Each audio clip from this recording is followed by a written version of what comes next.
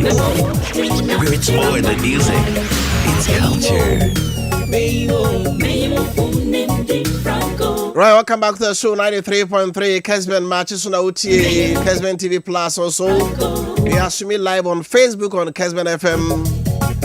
Good evening, so whenever come in, I'm Tony Montana on the Cabo You're the kick of media to pray about no crop payment, say Jola Cabetransim. Now the Medford as a good evening, so as I trust to be just about 6 minutes after 7, no so about pounds media sensia. Guess my do no 9 about a pardon or chain, and JB the work at out on some not possible, bro. As usual, as you do it on Monday, we discuss the issues and give you the opportunity to also share your opinion. And you understand, you know, you're born some so near my crime. Now, so the over can be out with the aba. Now, you're drinking home. And I said, already, I can't. The bedding come up here. Basi Accra Highway, Rebecca was a bar. I'm going to say that bang. Master and crack when that bang, Eddie baby. A whole seminar now open, maybe a beginning in our so. Now, you know, dear airco. Galano, my dear, they do a trouble. Coba Mecca and some. No message in a crime in Sakana, fear some of the Bocrata no dear bar. I am on an apostle now, Supia, not Wakako PB, and so at all. Belfi from Adwat was say Ghanaians are patiently waiting for the 6,000 or 6,500 as promised by the NDC during the campaign. Respectively, we are not expecting anything less than that. Regards to Honorable Assessor Wache. Also, good morning. I'm Lionel Oko Sosi from Crowfrom. Can you answer this question for me? Good tar road and bad road, which of the two creates more accident? Can you lecture me on this? Bad road don't have accident in back. A quite say pa accident in this because ultimate go speed many. A quite say pa say you move so na say a monka and I go so crana a tutu pa. Driver ni beer and I'm so a boko and for accident in back. But I can't ya bia baby tutu ne bia I was here titem near the temua. Drop a nibi corner onim se porto be da baby otimi bom na akofa de any say ba enswaba. E de kwana de kebenya kiyenye ni nyina kama. Dem say da me ka no say me ba beka rules no wasem. So that's answer. Bad road e kwan ya asay pa and accident ma demum e sa do ba for car obo joint be to sia Bojo to so say the accident remember anyway by and tanku ni pass up everybody from Kumabo myself happy birthday to you, my one and only newscaster in Ghana, Wofa Kofi Appiah. Thank you, may God be with you, as give you long life, good health. Over your days have been changed.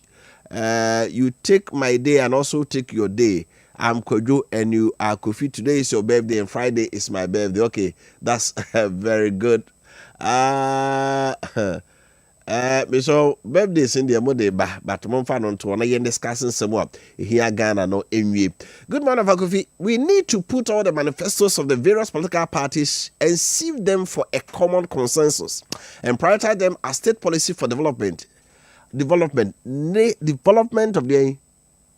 nationwide after every general election. If the elected president fails or deviates from that national development plan, then he or she must face the consequence of the oath they swore. K. Bona from Atos Norway Ebae. Capito from Gosumenshia. Like I keep saying, JDM and NDC requested power, and Ghanaians gave it to them. Why all this long talk? They should deliver for the people of this country to enjoy, because they promise a lot. Regards, Honorable Miss Howard Kumsen. Okay, Masaudu from Bantama. The MPP must focus on reflection, regrouping and recapturing power in the shortest possible time, because Ghanaians have been scammed by the promise of reset agenda. Greetings to Chairman Odinho Kwaku Appiah Kuka, and also the Ode Ebaye. And so, I don't know. Oyibo Boateng from Achuma in Rebehi.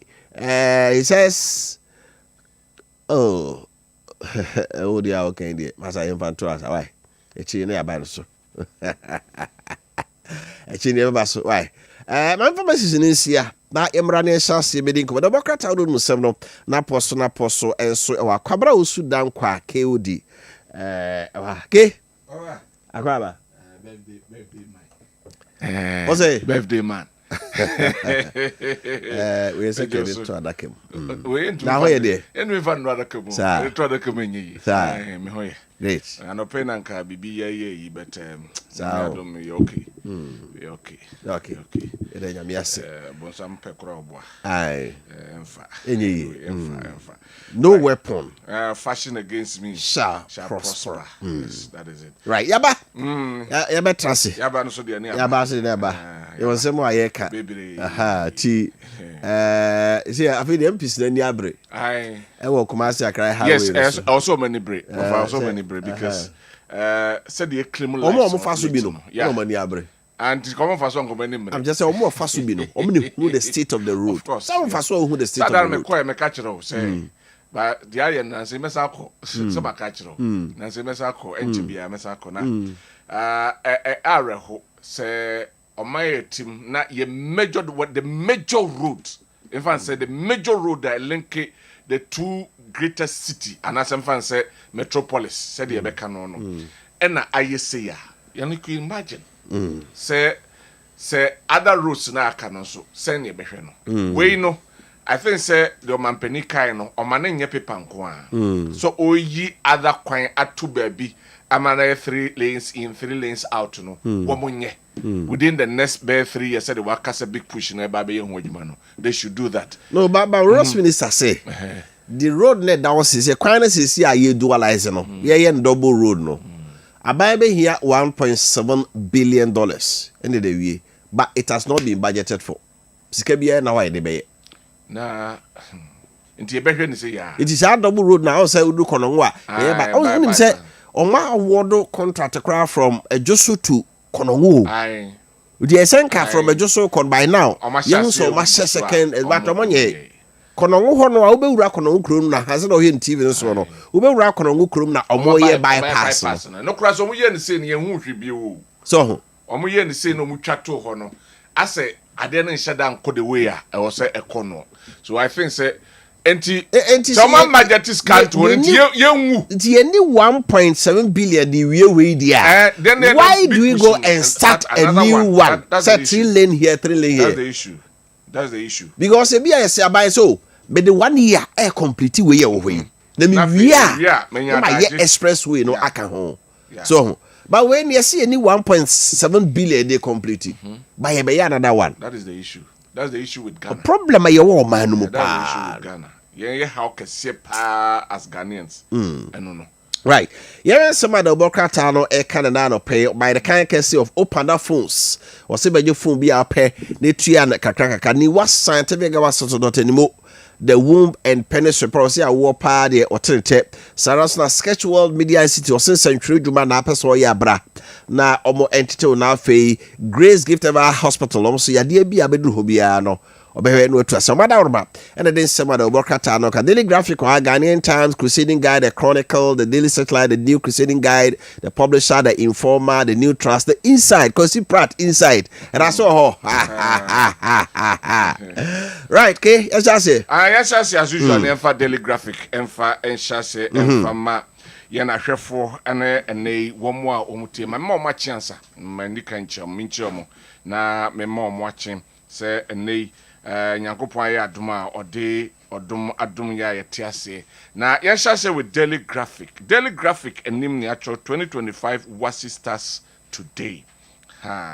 We 2025 West African Senior Secondary School Certificate Examination ene ena eshase officially but practicals ni be alright there but written about na fe na ba the mokofo ne na regun kwara no say ye omode also another issue meaning say be more police your friend is saying protection na oma exams na because you may be by fee I don't know how far it has been say omni why kesus be year arrangement no mo kwan be fa so metro na for now we don't know how it's going to be but they also need to write oma tro oma your candidates also mo tro ti ene what's it 2025 esase na ya hwe nkwada no so baby a omo emencho no beka koduru na afi omo call manim tie no paper nanim Greater Works 2025 opens today ohwe eye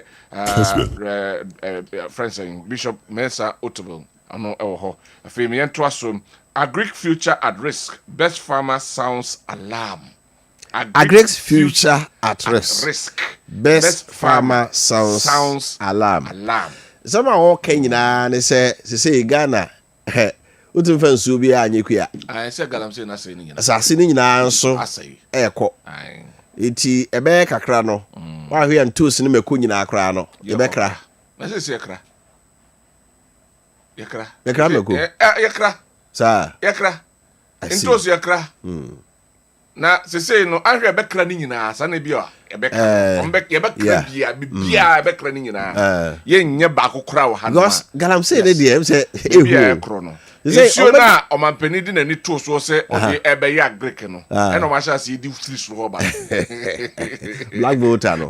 No ma sha se di free so no. E de eba no. Enti se omampani for the Ghana for. Ya kodu ato abo gas pipe no. E kokora yi. Samampani for no ye be de bia de no beka na ye ntu nwa no mo de we wesu ye be se otu nwa. So till weekend they see what Jimera Forest or. Yeah. See en tu sa na mo na ofa. Ye be kwa ba be ka de bia be ka asem kruya. Asa kwara gina kwan mu. Na ka kese ba. Kofi for sorry ho. Kofi sorry ho. Won kwa won mfamfiri ho na ka ne be bona. Etuje yan ada. Etuje wa. Ene wo ho no.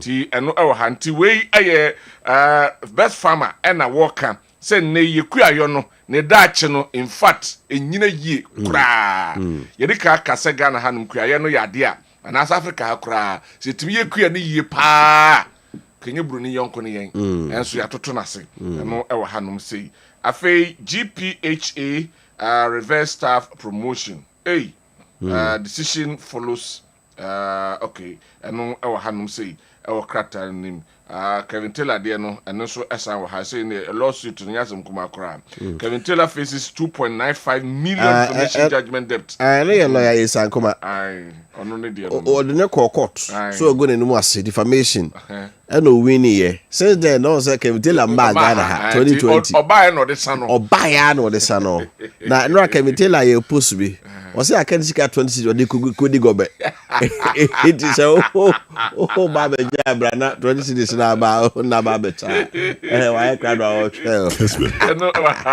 anyway government won badge on ultimatum to DSTV communication minister also DSTV for also the crata ba monten one more HS ade ene una didi nkomo yenyi nkomo nko ba bia na ode asem ba betudwa na omo cherish na aban se da bi asem na maka no na mijina so ti ko DSTV for so Nigeria mu nyina matete so asa Nigeria so $29 Nigeria mu nyina matete so ba ye hanumi na ye hanko na de ompe bia na omje papa bia me ndam ni din komo Dr. Yejako Droso ya no kurenti nyese wontimi ntue o me na hinti won right yeah, to us on here, they Kuwakata the Ghanaian Times and to us so that the Lumba Funi was said that the Lumba reigns in death. Thousands honor him with vigil across the country. Charles Kojo was your friend that Lumba, Yuntuni and Yamiaton Safran, Nano Memenda, Fiada Numbreno, Fiada Nasa Memenda, Candlelight Vigil, Omoye, and the Kaino, Uba, Jabe Secondary School, so also Oye Usude, also Fiada Nana Jono, also Diano, so so come up. I'll say no plan to deport Nigerians. President Mahama the phone you have and Nigeria foreign minister about so Ghana nyenshi bia say no free fa na ba ya say bia na iboki no ye na say bia but that is not it. AU honors Erikopoku for agricultural transformation. African Union for one more HSA Erikopoku. Then she say power de basic edwuma besesa no o se fata basbody nti o ma bona baso. Okay. Yeah go. Right, me entrust no for daily guide emfa entrust emmawa. And ya tro MPP nice smear campaign with deal with Ukrainian firm. Nso ababetuga say Ukrainian firm bi dia betuga say 2024 elections ni mo no womo MPP for be kan ene after some e be contract omo muska so omo nye campaign ti o mampani otisoi e man some mo kagu ne ho finya nyasem kuma on the bar no say and before the omoka ye to aba wi asem si so kan China de no asimo and so dey buy also zika o de ba me de ye campaign ma enti and before the kata ba say no kre I'm saying no kre increase also na kana asem no no so ti ho no kana asem right sanso and apollo adom ochre so mfoni e wo ha gospel releases adom ochre no e wo ye krata no anim afi we ese I am not into Galamsey abanga abanga hon sansam ya na no so asa beto krata ya nim se mo amoka se midi Galamsey no mindi gala no e wo krata no anim afi oko ase hon my youth festival begins with Islamic dialogue and also e wo krata UDS student gets life imprisonment for murder we eye school near or UDS a wono ne girlfriend a one ne tie na girl so wagya no na okofa onwa another student ena wakwa kokunu ena ne ya do no akwa to prison judge no krado ka say yenkunu bi no say Ghana hanum ye fasa yi no anya adwuma tie say okwa kodam afebo eno enso ewo krata no enem ya the Chronicle ko krata no na eto aso was say police on war path against crime na so here nipa bi aposifo ache wo mfoni wa ha ebi nu bone etuo ne asekai wo mo ho no enye asemketo aposifo ani abra otu samuyofo eso esa na kro krata de wo mo wache wo mo ene niema waje afiri wo ho no wode wo mfoni enso aba Kenya to replicate Jospons sanitation blueprint said that medical cano Jospon group companies at Zoom Lion wo mo na hwe ma efi bola o mutu ewo memu maye no o se Kenya for ye so mbusua o mbusua say the Zoom Lion for air no so ni pa say esa bola no a yes ye kotugo keke name bola na yes segregate yes yi rubber film ni yi de eboard de banche huna film yi pentoa ne nua film ne bia ne de ayi bibi foforo e de ama Ghana men that adwuma no a Zoom Lion for ye no Kenya for so ma besua omozo ko ebi yenko afi ma yento so na afi yemfa krata no the recan the twaso no entos ye the Chronicle the Chronicle right yemfa the Daily Searchlight emfa entwaso emamwa High Court dismisses Chief Justice's Tokonu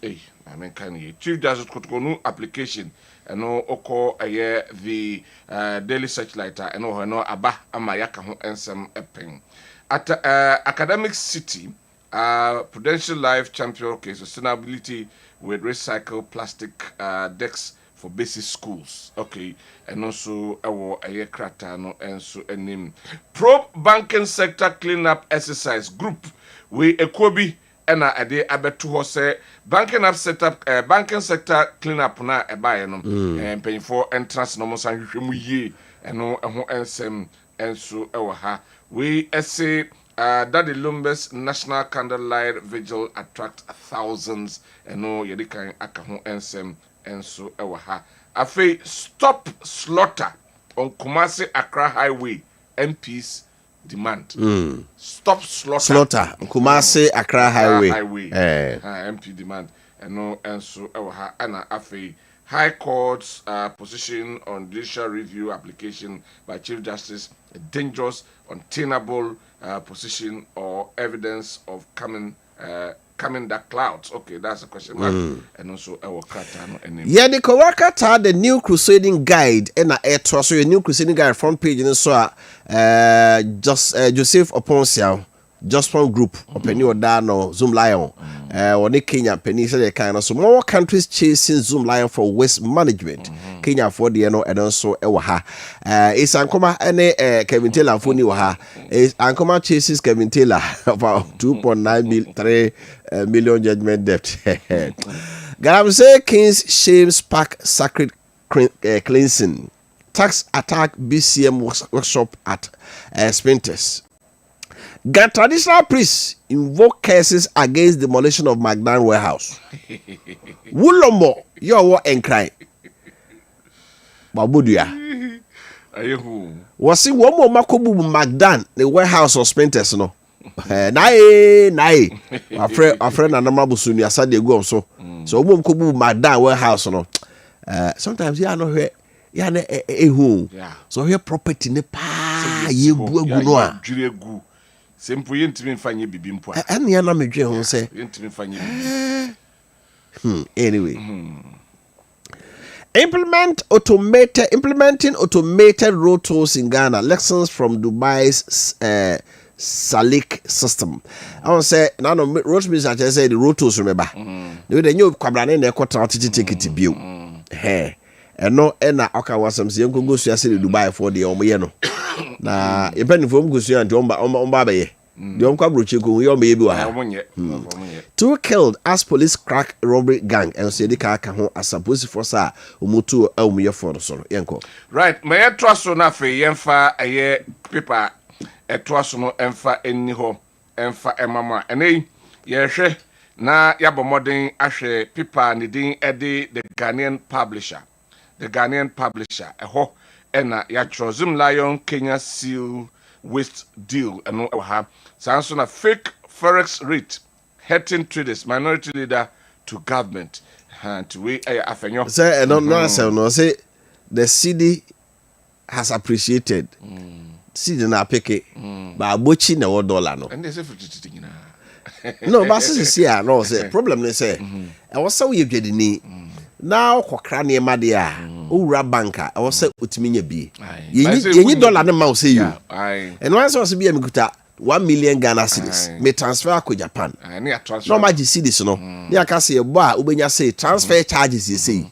then they do the transfer for you and I say who this kind of come banks na say dollar de bi ni ho so ko di lie so e bi about 2 weeks say ko 3 weeks ko 1 month now na enu so yeah it is niam na wo ko fa aba no so wo so ebu so kra na niam na bedru on say a friend say international trade no ye bu on mo a niam na bedru habo ha sana watu aka yeah abedru ha no watu aka sana ni pan the bill of lading no amount it abedru e so send this kind of now the bill of lading here den amount na ko clear sa bedru na wa anye de ntem a na eno so ho asem e ka beto it e ba say ni pan dim ni kan wo kwa bochi ho no ko per dollar ni biko de ba sa na dollar rate ni ye de banks ni quote no ana say de kwa bochi wo kwaje ye no and for the first time no gap no so is a bank in the NAM 10.4, 10.5 no. Aboche de 13.2.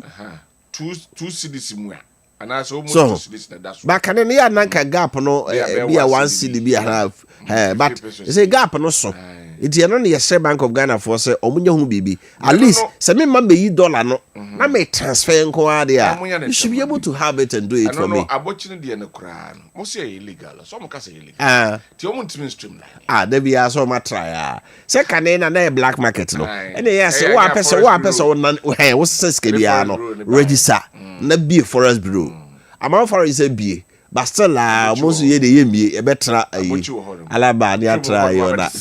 Yeah, who's all the cake can be on the floor, and also one thing so higher so they say dollar repatriation. Sika man for the Ghana no.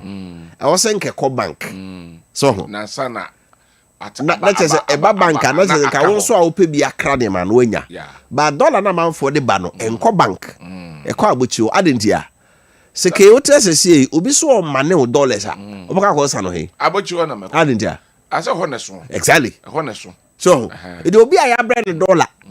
Will be the $1,000 a breno, $2,000 a brena. On fan co bank or sisa. Or cocosisa na buchi o. A rate near day. We could do these things. It's a much the debut $1. Most of the time we keep a treaty winner with kids gloves. Yeah, problem no. That's more run a dos. I know been so at $1 nego. No person besisano. Obekwa Tisi yeah, the dollar no come abuchi. You yani akase dollar no why. But the onus is on the Bank of Ghana. Any those who are in charge of our monetary way no. They should come out. No more streamlining them and yes I be say ya de bia be bom so bo say ya. Say ya na de be bom. Of entraswa na yenko MPP denies ties to Ukrainian PR firm. And we dey aka ho ensem e wa ha. Baumia calls for state barrier for Lumba.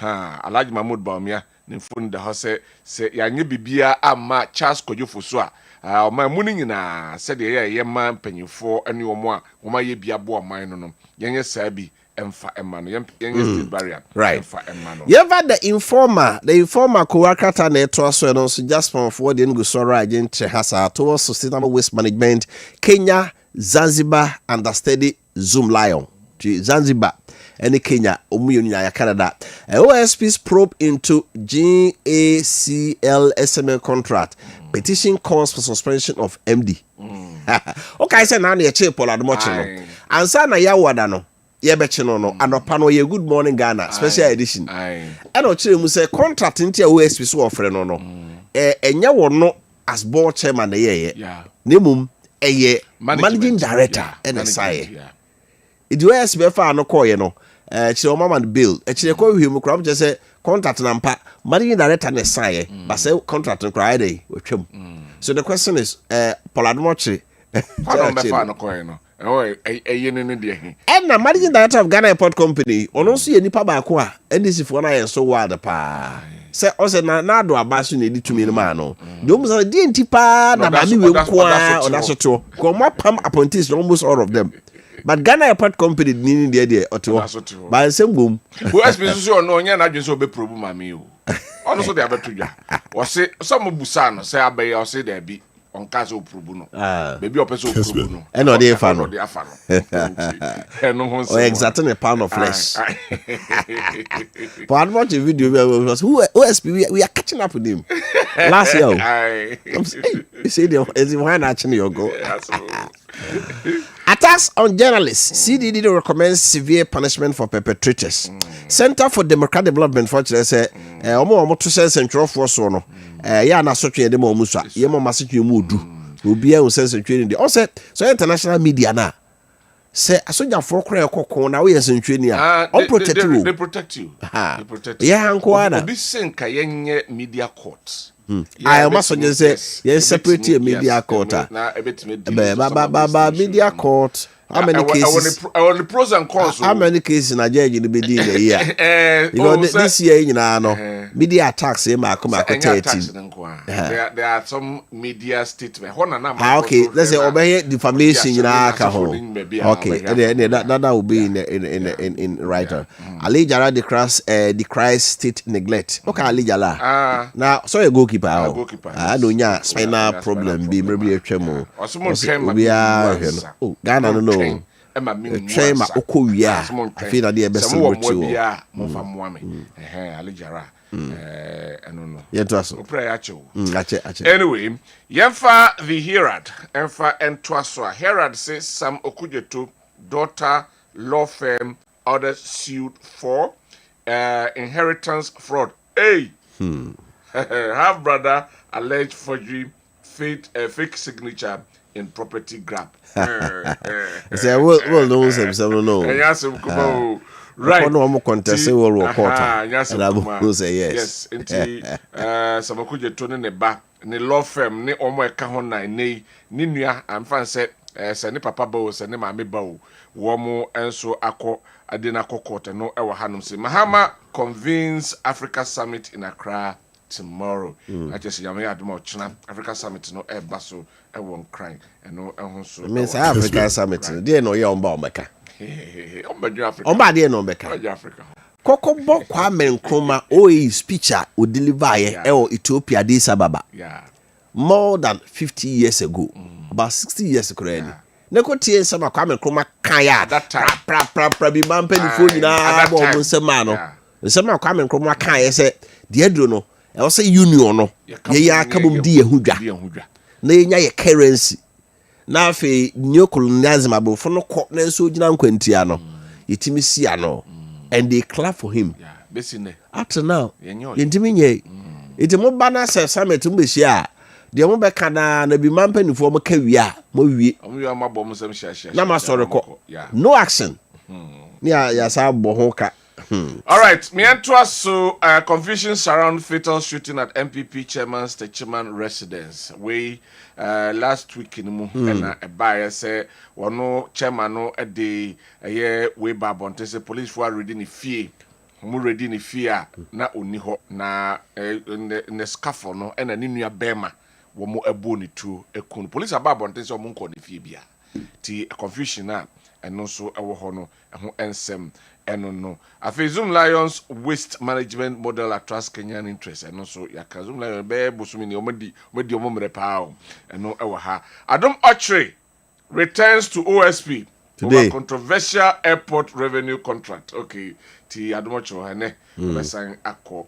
Ghana Armed Forces seizing illegal weapons from bandits in Boko. That's a Boko. One more di true asebio yem one more kwan se omunyusuo no. And the Ghana Armed Forces for egusua one more HGM and also ewo krata no enim. Ma memfa the new trust malam hwema me yemfa the new trust ento aso na ebre no tie pa the new trust na ede eto aso was OSP's unattainable bail condition meant to punish Adom Ochre lawyer na kan lawyer na ka say also no ankope dam you know ono na did that so I say we na lawyer ka say Adom Ochre so ko ka che OSP ozu ni dan a eno so no na onya asem eno so na me ni dan no so se ko hwem na wo dan e se utwatro okay yo unka no kre okay MPP denies alleged 280k contract with Ukrainian firm for anti-Mahama smear campaign and the account was that Save Journey Foundation declares Accra Kumasi Highway as their trap. Calls for urgent attention to save lives. Eddie Kayaka, Save Journey Foundation, Honorable Patrick Kwamfrimpong, presiding member Kemi. The foundation was Kumasi Nkrade. 84-year-old Hackman Oswajmai donates 250k to KNSC Alumni Endowment Fund. How Oswajmai? Wow. Nyameshan pa. One also make a donation at the KNSC Alumni and that for 2 years more about Ediato. Yanko. What I ever the Ghanaian point and for Ghanaian point to police refute alleged raid of Bono East MPP chairman's house and an American seminar anti IGP a year took a friend saying Ewaha Nimfuni Ewaha Noma Onokam. Your proposal lacks logic. Ghanaian deserves better. Sam George to DSTV and also Abba and I know some of the 2 gram. NPP sanctions 16 Upper East officials over 2024 election misconduct. Tiuko Upper East na say NPP 4 paying 4 beye dunsiam and a nay ye chwoma boso nam say 2024 no election no omo edsuban bi omo dan die no na ensoanim eno ewa no mass deportation of citizens from Ghana. His Excellency John Dramani Mahama. Parliament passes social protection bill to support vulnerable Ghanaians. Nanum and then also one more eco passi and one more mobro afo as a biomuni obi a okebia mono and also abi anasa abain anasa omino ebehwe na wakabi ede amomo. And a war right point and nim. Yeva na sekese ma yaboa for branding tina yenko yenim opana phones on easy buy daroma or see fan to him said nedie omodi abrochira bagana o se na meka no abrochire e na ubusa onua bi obeka cho se wo aha de wo ya no akwaje phone no ne de tete ko ya na TV no akotam me so opana se odi bia bagana ha phone be na ope e Samsung Itel Infinix Tecno enempo oso ode iPhone so abeka ho phone wa okoto no ne boarding na sika no so obetum dia bibi na fa so abaso to wase bra wo de kakra bia obenya dia beto ase no de ba na afi ya mawo e phone na mawo na otete ne kakra den ba de bebre okoje a na otwa susu so on so niema na oton wo kwan ho no pon ya na akotwa 26 atom na atwe so no 2020 by 7 was obejuma 6 days kra nye 120 Ghana 120 80 perform be 1008 2000 oh masa eh simple kra we tria 500 o so men so no tria 500 enti say 4 months kra na 2000 so we kra we 80 open phones am I simple so per week na watch so a utimi tua so because we media bia boso me adwuma te boso me so a na de simi tua ma joko a ye di phone no ma wa na ya bo app na to so ama we enie de opeso utua bia opa abo obohye mu apapa na te afrim papa na te afrim wani mra so no atua wie na call baby timi so brand new original phone go so wo ba she we nsu ye pa wa va Ghana card and national ID card bia ma on fa phone no ma etenie pa no de ehia ko uduru ha na ye hwanim na wo se Ghana card ni wo details na wo so e bia passport and also driving license bia also near the crown for the account was ampa. One or about by your phone once the which are quite any. Na akɔgye phone treat and kakra Kumasi doom or shop now doom back when Prudential Banks kakra ne din Prudential Bank can you call has abrosano the opposite to our home and afi Ezra FM abrosano so the opposite ne hwe more peso open a phone shop back and so ho and then enkasa 0244 230710 0244 230710 so Grace Gift Herbal Clinic and Laboratory Service in a Tunsa Free. And they Yadia Ben and a Hawa, Emma Wenny Enye, Sebi, Seneria, sorry, and Kaman for sorry, Moko Numasui, would they work on such or demi from Sebi, and a Wotiho and a Woody Bubu, Jai, a Reho Krabe Kumo, Enti Mamicho Babina for Nitre, na Afe Yadiano, Yanko Emma na Ohu and Tow. Inti a ho a Grace Gift Herbal Clinic Laboratory Service. Kumase, Yasayano Ewo Oshim School Junction, Barakesi Equine so, Samson and Crying. Your new Achimota Petroleum Bungalow, your new Family Life International School, no, and a edi enhwe.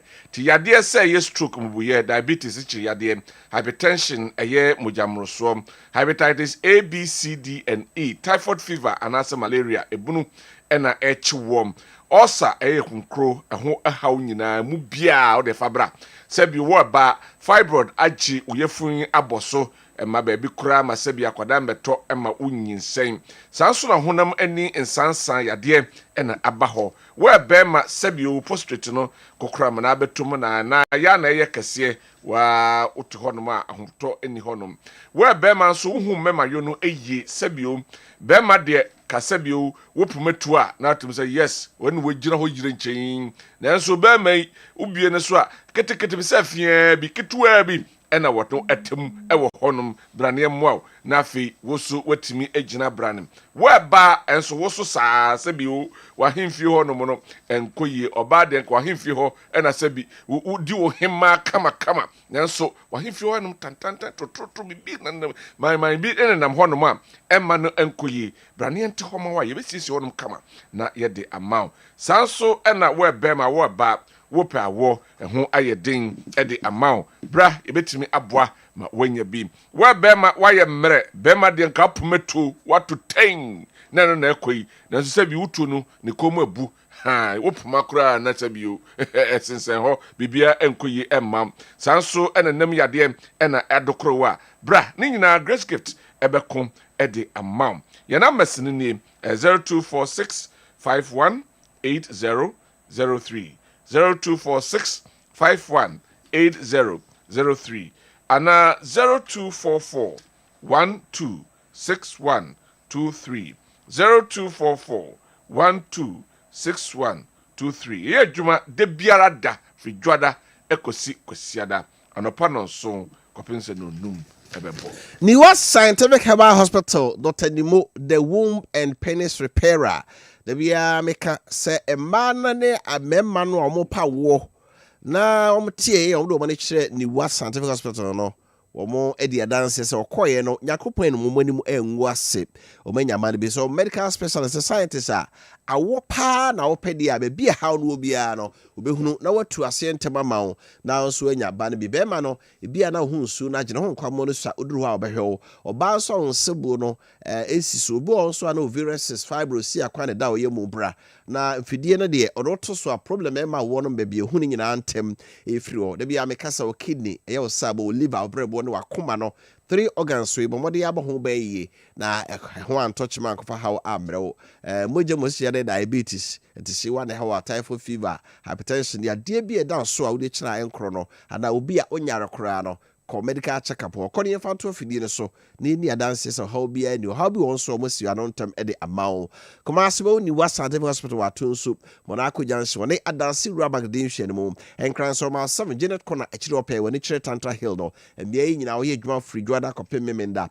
anopa no so ne fa kopem menme no nsia for 0244 08 7687 0244 087687 so Sketch World Media Institute na nei etunsa ede afro ensenche dwuma no ɛna wopɛ sɛ woyɛ bie w'ani gye ho papapapa na wansua nso a wontumi ɛnyɛ no yie na sɛ bi wo so wonye wo din na afei Ghana nso woma no ntu mpɔn na deɛ teɛ no sɛ sexual ɛde bosom nsia asi hɔ yɛ a yɛkyerɛkyerɛ wɔn pɛ sɛ ɔmusua nsɛnkyerɛ adwuma no na wɔma bin yie paa no babɛboa ma nsɛnkyerɛ adwuma no akɔ n'anim nti ɛba graphic designer yɛyɛ bi video editing and camera handling yɛkyerɛ ɛwɔ hɔ TV and radio disc jockey so person DJ ewo TV so anasa radio so a eno so ye kire ene TV and radio talk show ene o ye program said ye ti hanom a ye person ye o TV so person radio so eno so ye be kire kwan a obefa so a obeye no afei TV and radio sports and commentary say agudi ho nsem ene no so person ye ho dwumadiem ewo radio so na TV so anase adigudie no koso na anase bi o obesa okeka ho ensem a manfo ho de ekoso a ni nyina ye kire TV and radio newscasting say ye brofo say ye kan kasa anase ye twi kasa yi ena apese ye kirewa ni nyina no ye kire ewo ho ena kwan e fa so a ye reporting ni nyina no ye be kirom na ye wompanyifo a wo mo ye nsantwadwuma no ache yie pa wo mo ena ya fo mo se wo mo enkira de nye se o ma ya ache keke na emom o ma bene ewo nsantwadwuma adwuma ni mu a wo mo ade o mo nim de ewo dwuma na o mo ye ni mu na afei eye book mu de no ebeka bomu na wo mo akire wo ye wi aka kyo se dwumadie no ye ntwa na classroom ko a besa mo akonya na oni radio stations TV station o ma gidin akọ na afei de ukosua wo school no wakọ dan na di kakra na ahwesa ampa ye kire no ekọ na nim a no de ye shobo se radio station TV station agidin ko a ena yedo ebekọ honum na isika ye je de chade na da fam ketua bi kitikiti bi fia bi na just wetua na ya be kire wade ya sama na ye flexible de kire no se be ya ubenya kwan na so aba be sua de tie wo weekday classes e bia no wanya kwan ama weekday no na fe weekend abeba ya san aye arrangement amawa weekend obesan aba boanan na fro Kessben FM na se Kessben Media na bra na fei fa 50 cities be fa form na wonso wetimi akọ na wakọ akosua de frem pay 0249 414039 0249 414039 ana 0261 110955 0261 110955 na yanyo so. All right, that's the workout room. Some personal ya bua for krato and the dear brono. Yebekoni yakwe the members of parliament almost so a Kanefa Kumasi Accra Highway no. Now some of fa car kwen who ya kenina we na fi other issues no. Say that medical can member of parliament for Asante Achim South and member of parliament for Asante Achim North. Or mumie no kabum. Emo mane brem rasebe yumpa chese say the idea no air chrono de ehu. De bi omfa kwan so bo mpesua so. On say I honor the own to me for play Messi Kumasi and was as a Fakabri Kumasi ako Korongo and I say Jaso and I say Wako Agogo. It only the can so pardon, don't say Kwana Swehu. First to speak here, Asante Achim South and Rasibian Yeti, okay. In this house, hold the power to save lives and to prevent lives. I urge the government, the Ministry of Road and Highways, and the National Road Safety Authority to act swiftly. 1, to install speed bumps, widen the deadly stretch, deploy traffic cameras, and launch public education campaigns. I propose a task force to be formed within an allocated timelines to ensure these measures are implemented before more families suffer this fate. Right Honorable Speaker, our duty to the people of Asante Achim South and all Ghanaians at large is clear. How many more lives must we lose before we act? Let us honor the memory of these 16 souls by making our roads safe. Of 2 near fatal accidents on the Accra Kumasi Road. In fact, ever since I had my last accident, I do not recall, or I don't remember, sleeping in my car heading to my constituency. I have a duty to always travel from Accra to the constituency, even in the evenings. And what do we see, Mr. Speaker? There are no lights. There are no roadside signages. In fact, there has not been an instance where you use the Accra Kumasi Road and see policemen or DVLA officers checking for roadworthiness of vehicles on that stretch. And let's not politicize this. It happened. There's no politics involved. Mr. Speaker, we ought to save lives. I use the road virtually every weekend when I'm in the constituency, trying to visit some of my areas. And you ply that road, you come back, and you have to say a prayer to thank God for saving your life. We in this house.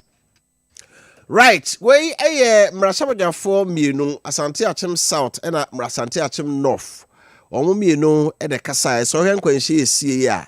Chese omo mpasua so na esie ye Sevia Church asorma no a omo ekonya kwanhye yi.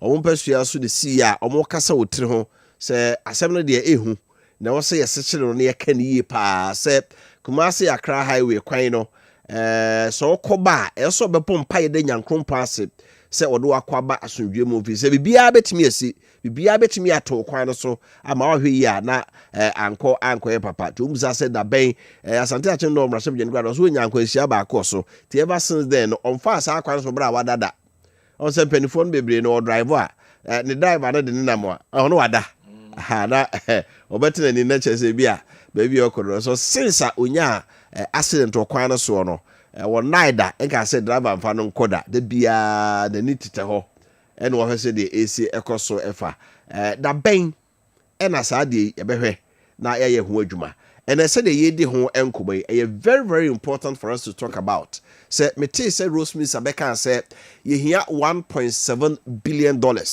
and the wie Kumasi Accra highway but it has not been budgeted for. And yes, can you hear no? Or say it has not been budgeted for. The base car they pay 1.7 billion. And yes, can you that amount of kronwa and a buy because over here normally a completely agenda 111 hospitals now. ABB Shas, you know. I'm saying here 1.7 billion in the way and a Kumasi Accra highway so here 1.7 billion.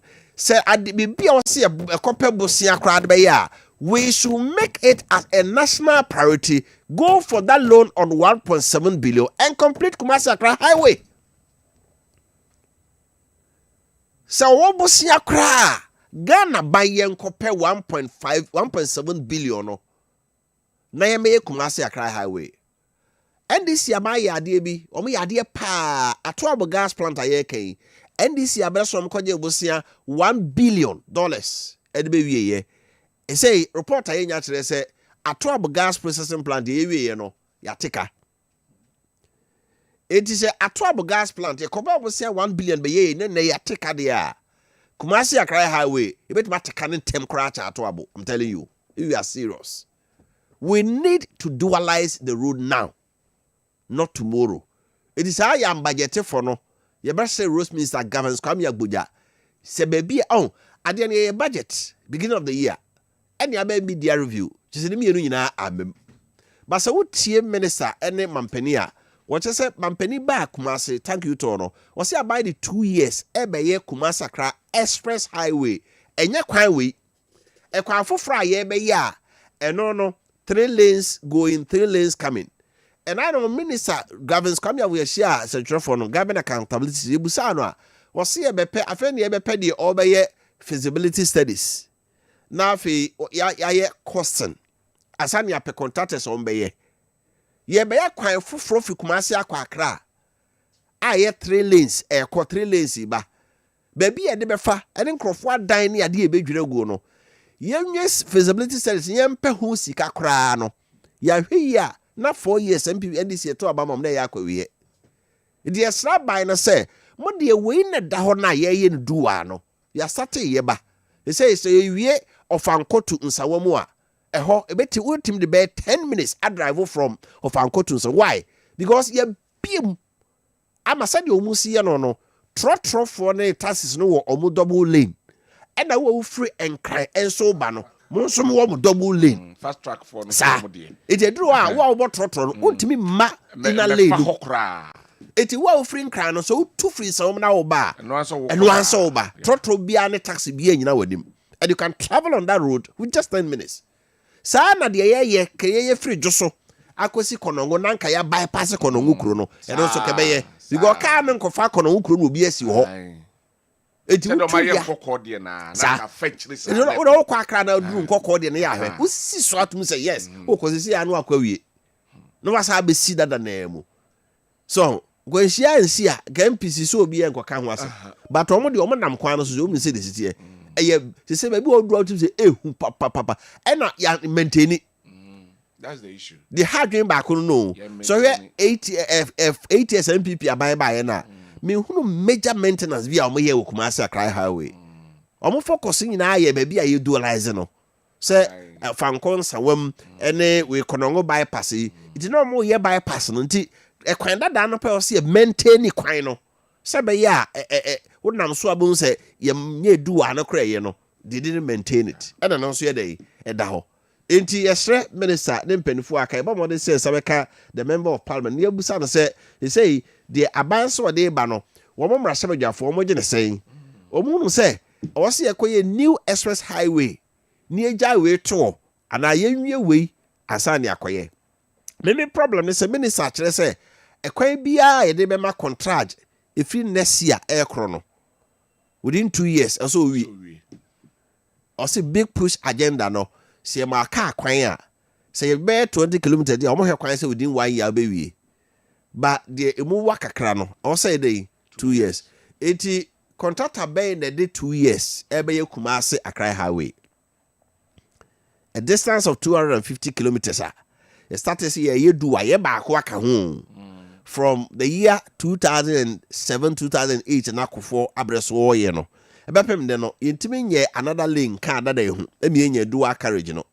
nti ye 3 lanes going to Accra another 3 lanes coming to Kumasi and we are going to use 2 years to do it anyway the only thing that we bit my eyes be a per contrast be 5 no bia ya mo bia be 50 kilometers bia wo ye free ko hakusi kono wo so ye free kono ko si bia anyinam na wo so ye ko si bia suhum ne sa na se contractor ba ko na ebe ye dia basa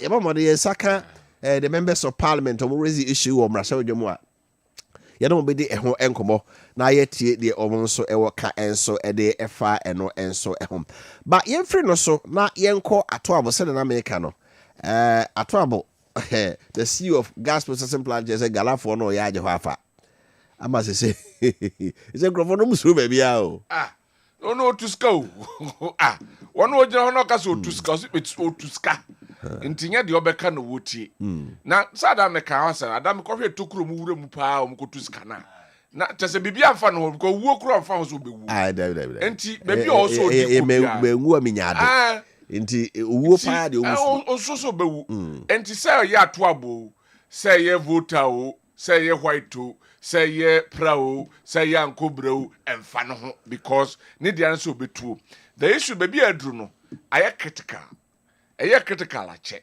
by ye tratra ho ama no aye there at the amayen so those in authority yemfa partisan politics and tonchen na yenko na yenyina ye ho ento bi nkase mentuska na mmom sabio enye ba bia na yetuska inye ba bia na yetuska okay. My uncle the managing director or CEO for the Ghana gas processing plant at Tobono, the also Kaya Emra. And this is a very important pipeline for us. But we got report that Galamseyers are encroaching into the areas marked for us to protect our pipeline. So we have to come here this morning to ascertain the problem ourselves. And indeed, there's a real problem here. There's a real problem in the sense that if you look that way, we have gas pipelines there. I wish we could go there, but the gas pipeline, if you look beyond this tree, in the middle somewhere is our gas pipeline. In there is the middle, but it is only marking a 35-meter zone, and the 35-meter zone is standard for pipeline protection of a pipeline. Now, this is the end of the 35-meter zone. If you look back here, there's a heap of sand here. All this heap of sand, that is as a result of the Galamsey being done here, right here. I wish you could show the camera to the world. This is where the Galamsey. This is very close to our gas pipeline here. And it's happening like we actually came and saw some of them because they saw the security men behind us. They just ran away. Now, this is how dangerous it is. For us at Ghana Gas, Ours is to protect our pipeline. And I have explained to the community that we are protecting the pipeline because one is a national asset. That is the means through which we get power generation and other industrial use. Two, it's a danger zone. So I've explained to the community members that gas is dangerous. And three, it's an asset for us as Ghana Gas. We have invested into the pipelines, and therefore anything happens, then we have lost on our investment.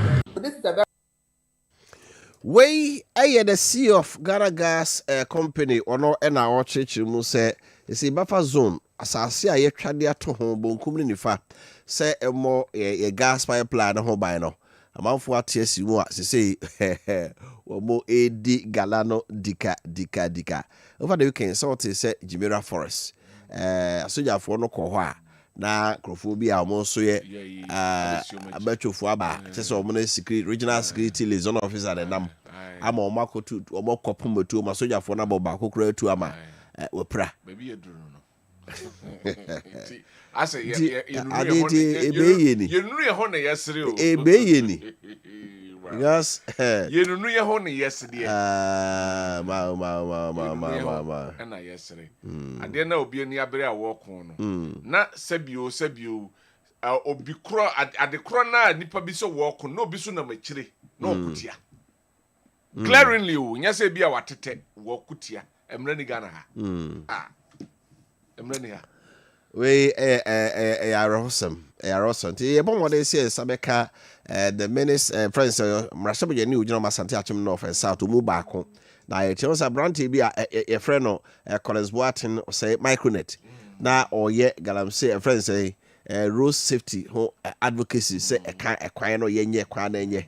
Just as he was doing that now over the weekend so kunya accident inti kan kwesiano de se de ye ka no e ho asem e ho aban cry sa ka kire se bibia nsesa enu na anwumre na aban actually the producer price of cocoa for the 2025-2026 season ni nyina ne se afibia so a aban na kire se cocoa akuafo mo kwoti cocoa bag ba ku bia sei e na metono e de afri mo nsemu.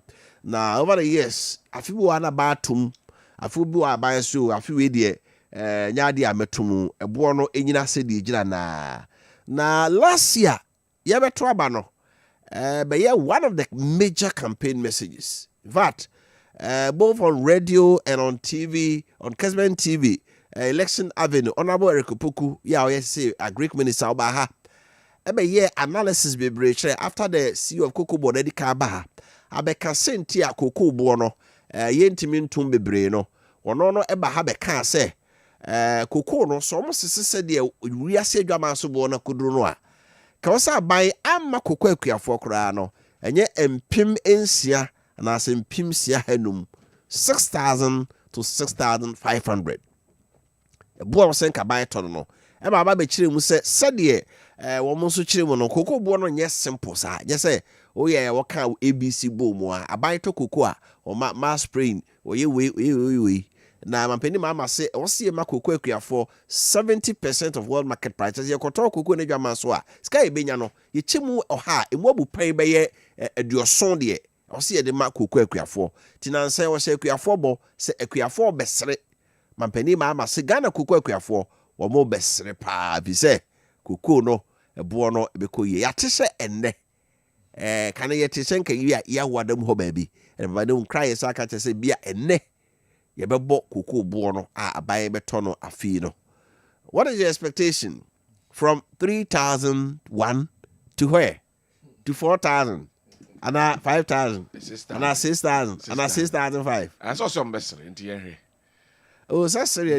Based on normal knowledge, general statement. Normal knowledge, in opposition, unless of course, the catcher say opposition they need different. Since some remember who reality, I don't expect anything less than 5,000 to 6,000. You don't expect anything less than 5,000. Based on that knowledge, I'm sorry you'll be disappointed. It didn't make us say based on that knowledge. I don't expect anything less than that. Say cocoa buono abafom. Abafom. Okay. aba form say 70% there dynamics na wo ho 2024 no ebi enu asese akuafo so dey atom trim omo say atom trim ti omo so o say afi we see mu na the opposition minority no erezi some abadi amuntum oh say na the last state kind of last is this city nation address so na no kind no also kawo so what hey there goko bo no mo ba akuafo 6,005 so we are waiting to they no na do mutrim to prepare early parts of the year no omo no sending messages they were saying those things emo mampenika so omo ntwen na enya den somewhere August mu ho no the new producer price no ebeba na yehunu said the etie and lo and behold August has come to meet us the what will transpire say ayampa and I say said the amamuotie no omoba who something different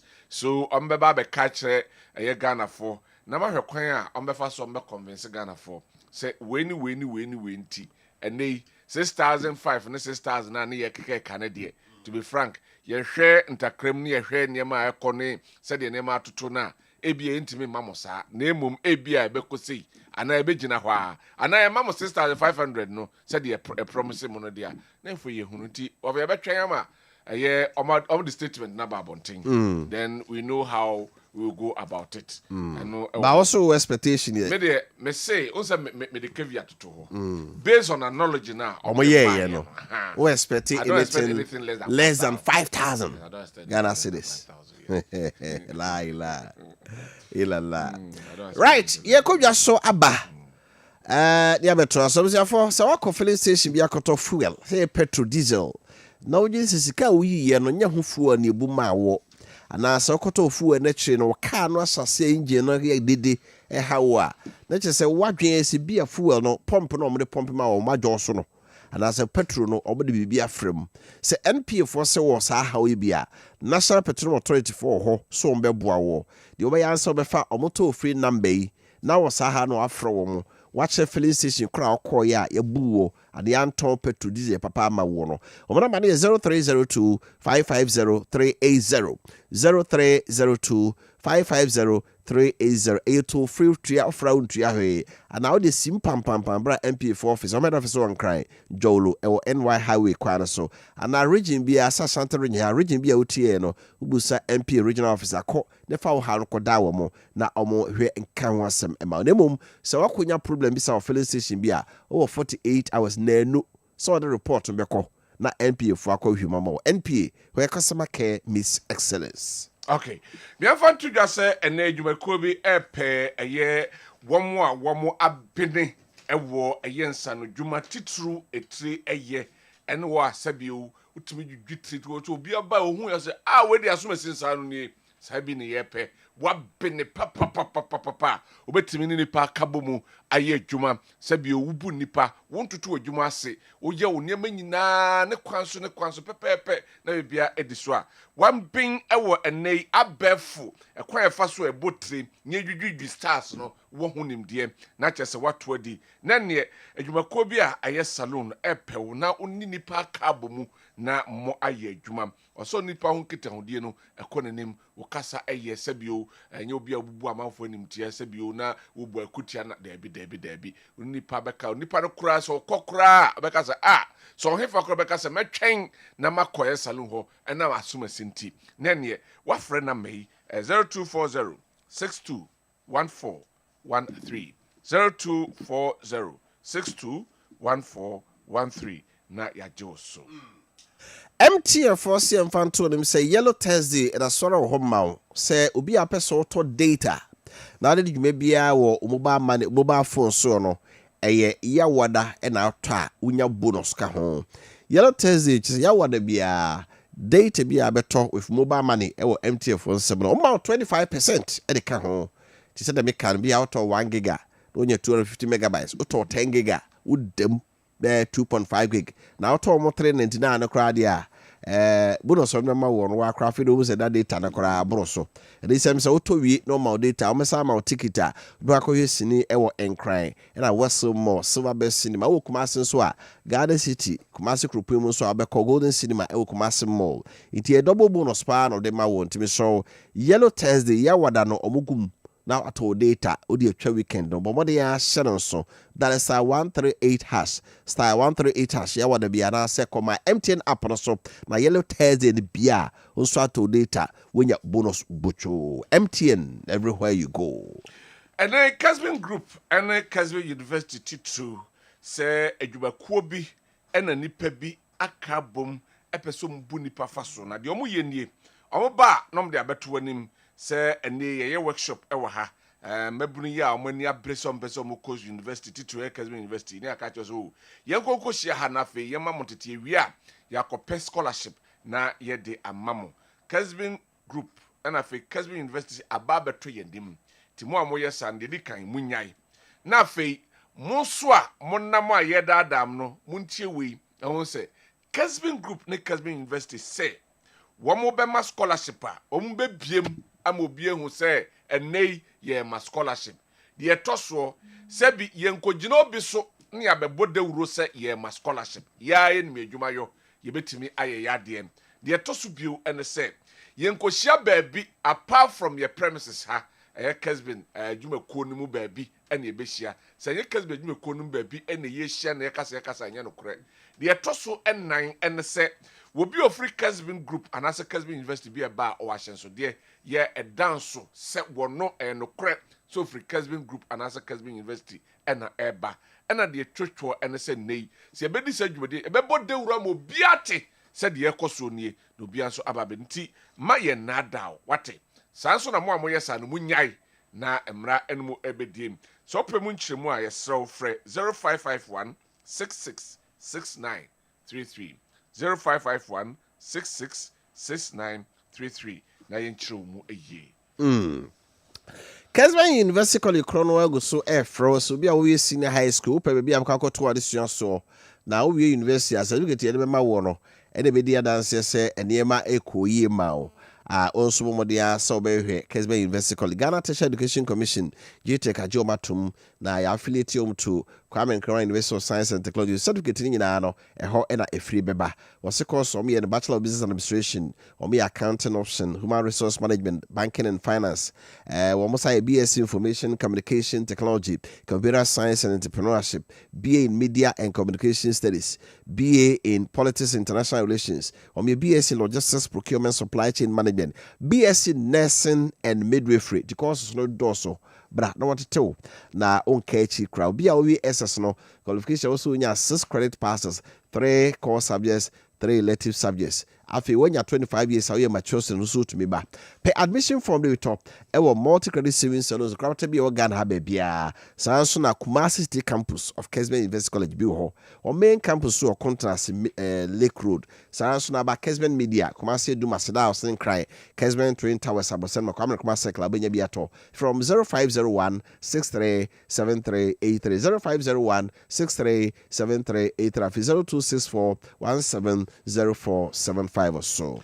Kessben Travel and Tour say wakonto ho 790 hello wakwa mobi ebu afaso ana na wakwa mobi ebu afaso ana chese wanfo ani ankyerem e wo Kessben Travel and Tour Kessben Travel and Tour de yabodin yadidin e wakonto ho enhyehyɛ ene ho ensenkaye ehom se utukwan na watena play mu Africa na ha akɔ ekro bia so de memfensan wate na de tie ne se ibetime mo afutuo efo akonto no ho a eye je tese wo kwa na tese wo de hye okotodwam ana so de bokotodwam na de kwa ebeboa wo sanso na akonto na wo kɔ no se ye hotel na apese se bio ye reserve bi e de amount eno so ye beye e de amount wakonto no ho afei flight na apese reserve ticket enso e de mawa eno so ye beye e de amount sanso na flight no bre ne bre ben na etu de he na etu nne de ne betu anwumre de ne betu anopa de he na beko direct de he na beye transit ni nyina no wo de ebedan ya ibedi sadwumdie no enso e de amount na ba akwa de abetwam kura de no de edutwam ni nyina ne se nei ye ma ticket on credit me pa chotie ni ye ye ma ticket on credit de tie ne se Ebia why on hye nyina wie na wotu kwan afei why ye twa ho a why we wura ha waka afei wodo sa hye obotuma aka tikisika de betwa ticket wodo sa to obotuma kwansi na gumu yi kanso so ntimi to ticket enti bra yentra se yenyan hye ne yentwa ticket ne mawo ne wodi hye ne so hwe Kessben travel and tour ekira kwan ewo Asada house edum Kumasi first floor a ana ye wo from 040209 434999 0209 434999 na yenyo so. Onim say over the weekend 2 fire outbreak in a sea or Accra. Baako si wo Medina. Na baako so e wo Accra Tourist Information Center. Na Medina de ene de na say yabo nipa kura tu wo ho. On say eto de bi a ejana hye wo ba bi a ye kwa hwe. Na manfo so enemu a omo so epe bone adie. Inti this is the situation. And we can hear the Accra Tourist Information Center there no. Now here at least 10 people sustained various degrees of gunshots on Sunday afternoon during the fire outbreak at Ricks Junction, Medina there no. And no hona fia here Accra Tourist Information Center there no so say the city. We know pebre. You the month of August. You know pebre. And I say ijashishie no ashase enso esa ni na say serious pa mama message ne kakra na ye meto asofa ask Odi that do we have cocoa? Do you know that if cocoa price goods and services also increase? The campaign message was the price was increased in the world market and it should also be increased. Now that it has reduced, your expectations should not be huge. Mahama promised 70% price for world market for farmers. Say Cabis, Manchester, Old, and we are seeing all the way if you buy. Or say from Mansuton to Krum, I want to tell President Mahama that he must bring reduced law for things of the traders because Ghanaians need the reduced law. Just say emra be ma yate niema so. Sana peso.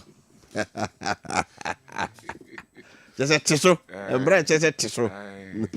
Say emra be shaman for what? Say ko fa Cote d'Ivoire de ndi. Cote d'Ivoire de ene ya fix prices nyina. Okay, Ghana can any obi. Can you because you watch time no. Or call parliament or some more. Turn 5 cities. Cement, a beton to say, a citry, a beton to say, and the only thing been to so. By Jais, I didn't see a free market economy in the day.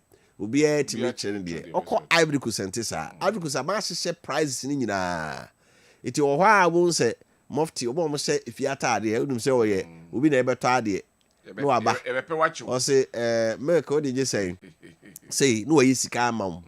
Now, I we are not doing some tea. Say ade na woton ma ebrosa Ghana pa e be ka kofa Ivory Coast for the NB go no ma inflation bi e ma ansa na aban betum no just ya trase hunu say ABC di nti no ye ntoto ne ma bom kakra so the rate inflation in Cote d'Ivoire is very low ba ya na de dwadi no kofa de na ba no okofa ba okoba ne atum teku a no de very say your pebia no de atoso okoba ne atum simple a o le teku atoso yatum 1 cedi a upon the 5 cities beto so okay 2022 no ugina anwa no ubusa mo ugina ho ubusa obo na osemeba asa akofre obi no atise bonus apeja no atum obi kwa de okofeska ba o dan ho urefia feska ba oba ni atum and a friend runaway inflation galloping inflation oyibo boating from Achimano Behi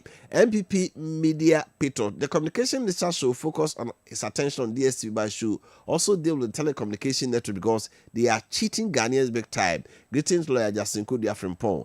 So okay communication minister so there no on DSTV before no yeah also my deadline says 7th August say o man DSTV subscription as well oberu make o license and almost actually better no say we dey sir the okay nyina yate e wo say don na ba form kakra de ba yentimi nto so I'm just still engage and as some George asare problem say can na dollar no ebu call for my car 70 so no mo ka kire say o yema mo keep that price no ba mo fa sika no free Ghana hanko South African come abroad for no you keep the money here then about from na monte so a wo jo na moto to ayampia Nigeria so matete so other African countries be matete so.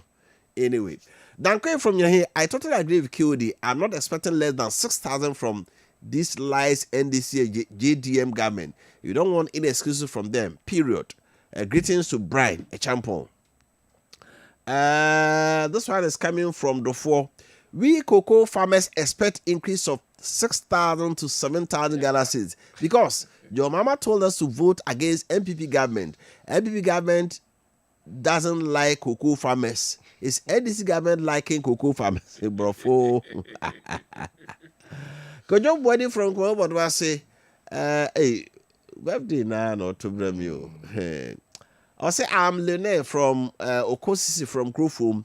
You are saying that we should go for snake loan for the Accra Kumasi Road. It's true. Let's not start anything new project without completing the old ones. Okay. Right. When free PK in Chai patriotic voice goes so. Oh yeah, now message, you know, we are too much.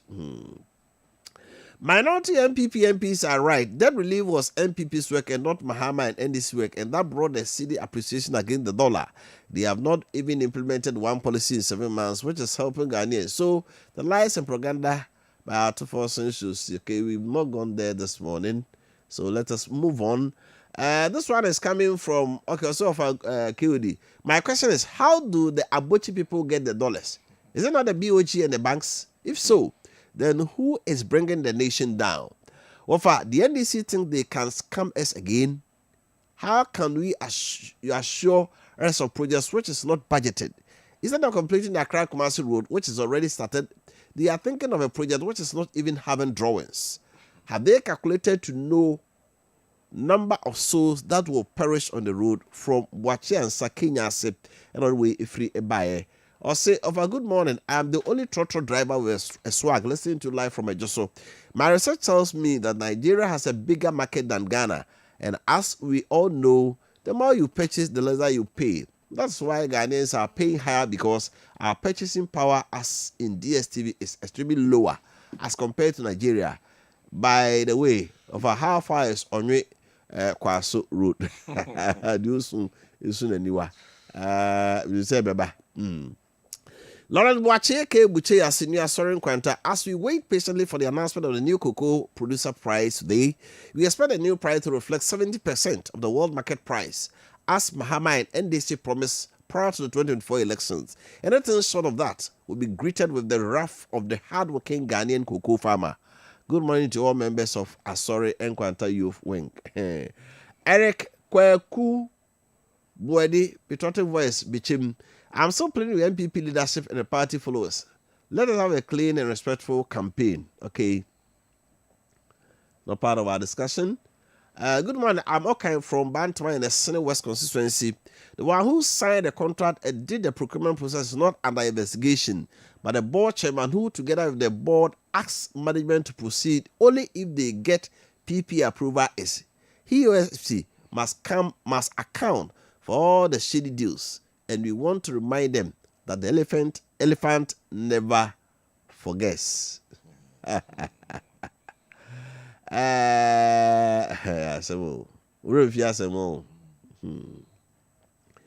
say happy birthday to Wofa Kofi Appiah. Okay, thank you very much, George Asmani. I'm George Asmani, and I'll say Alice Usu Cote d'Ivoire also say of a happy birthday. Not forgetting Kumasi Sunya Road, Ebukanche, Ekropon, second coat. I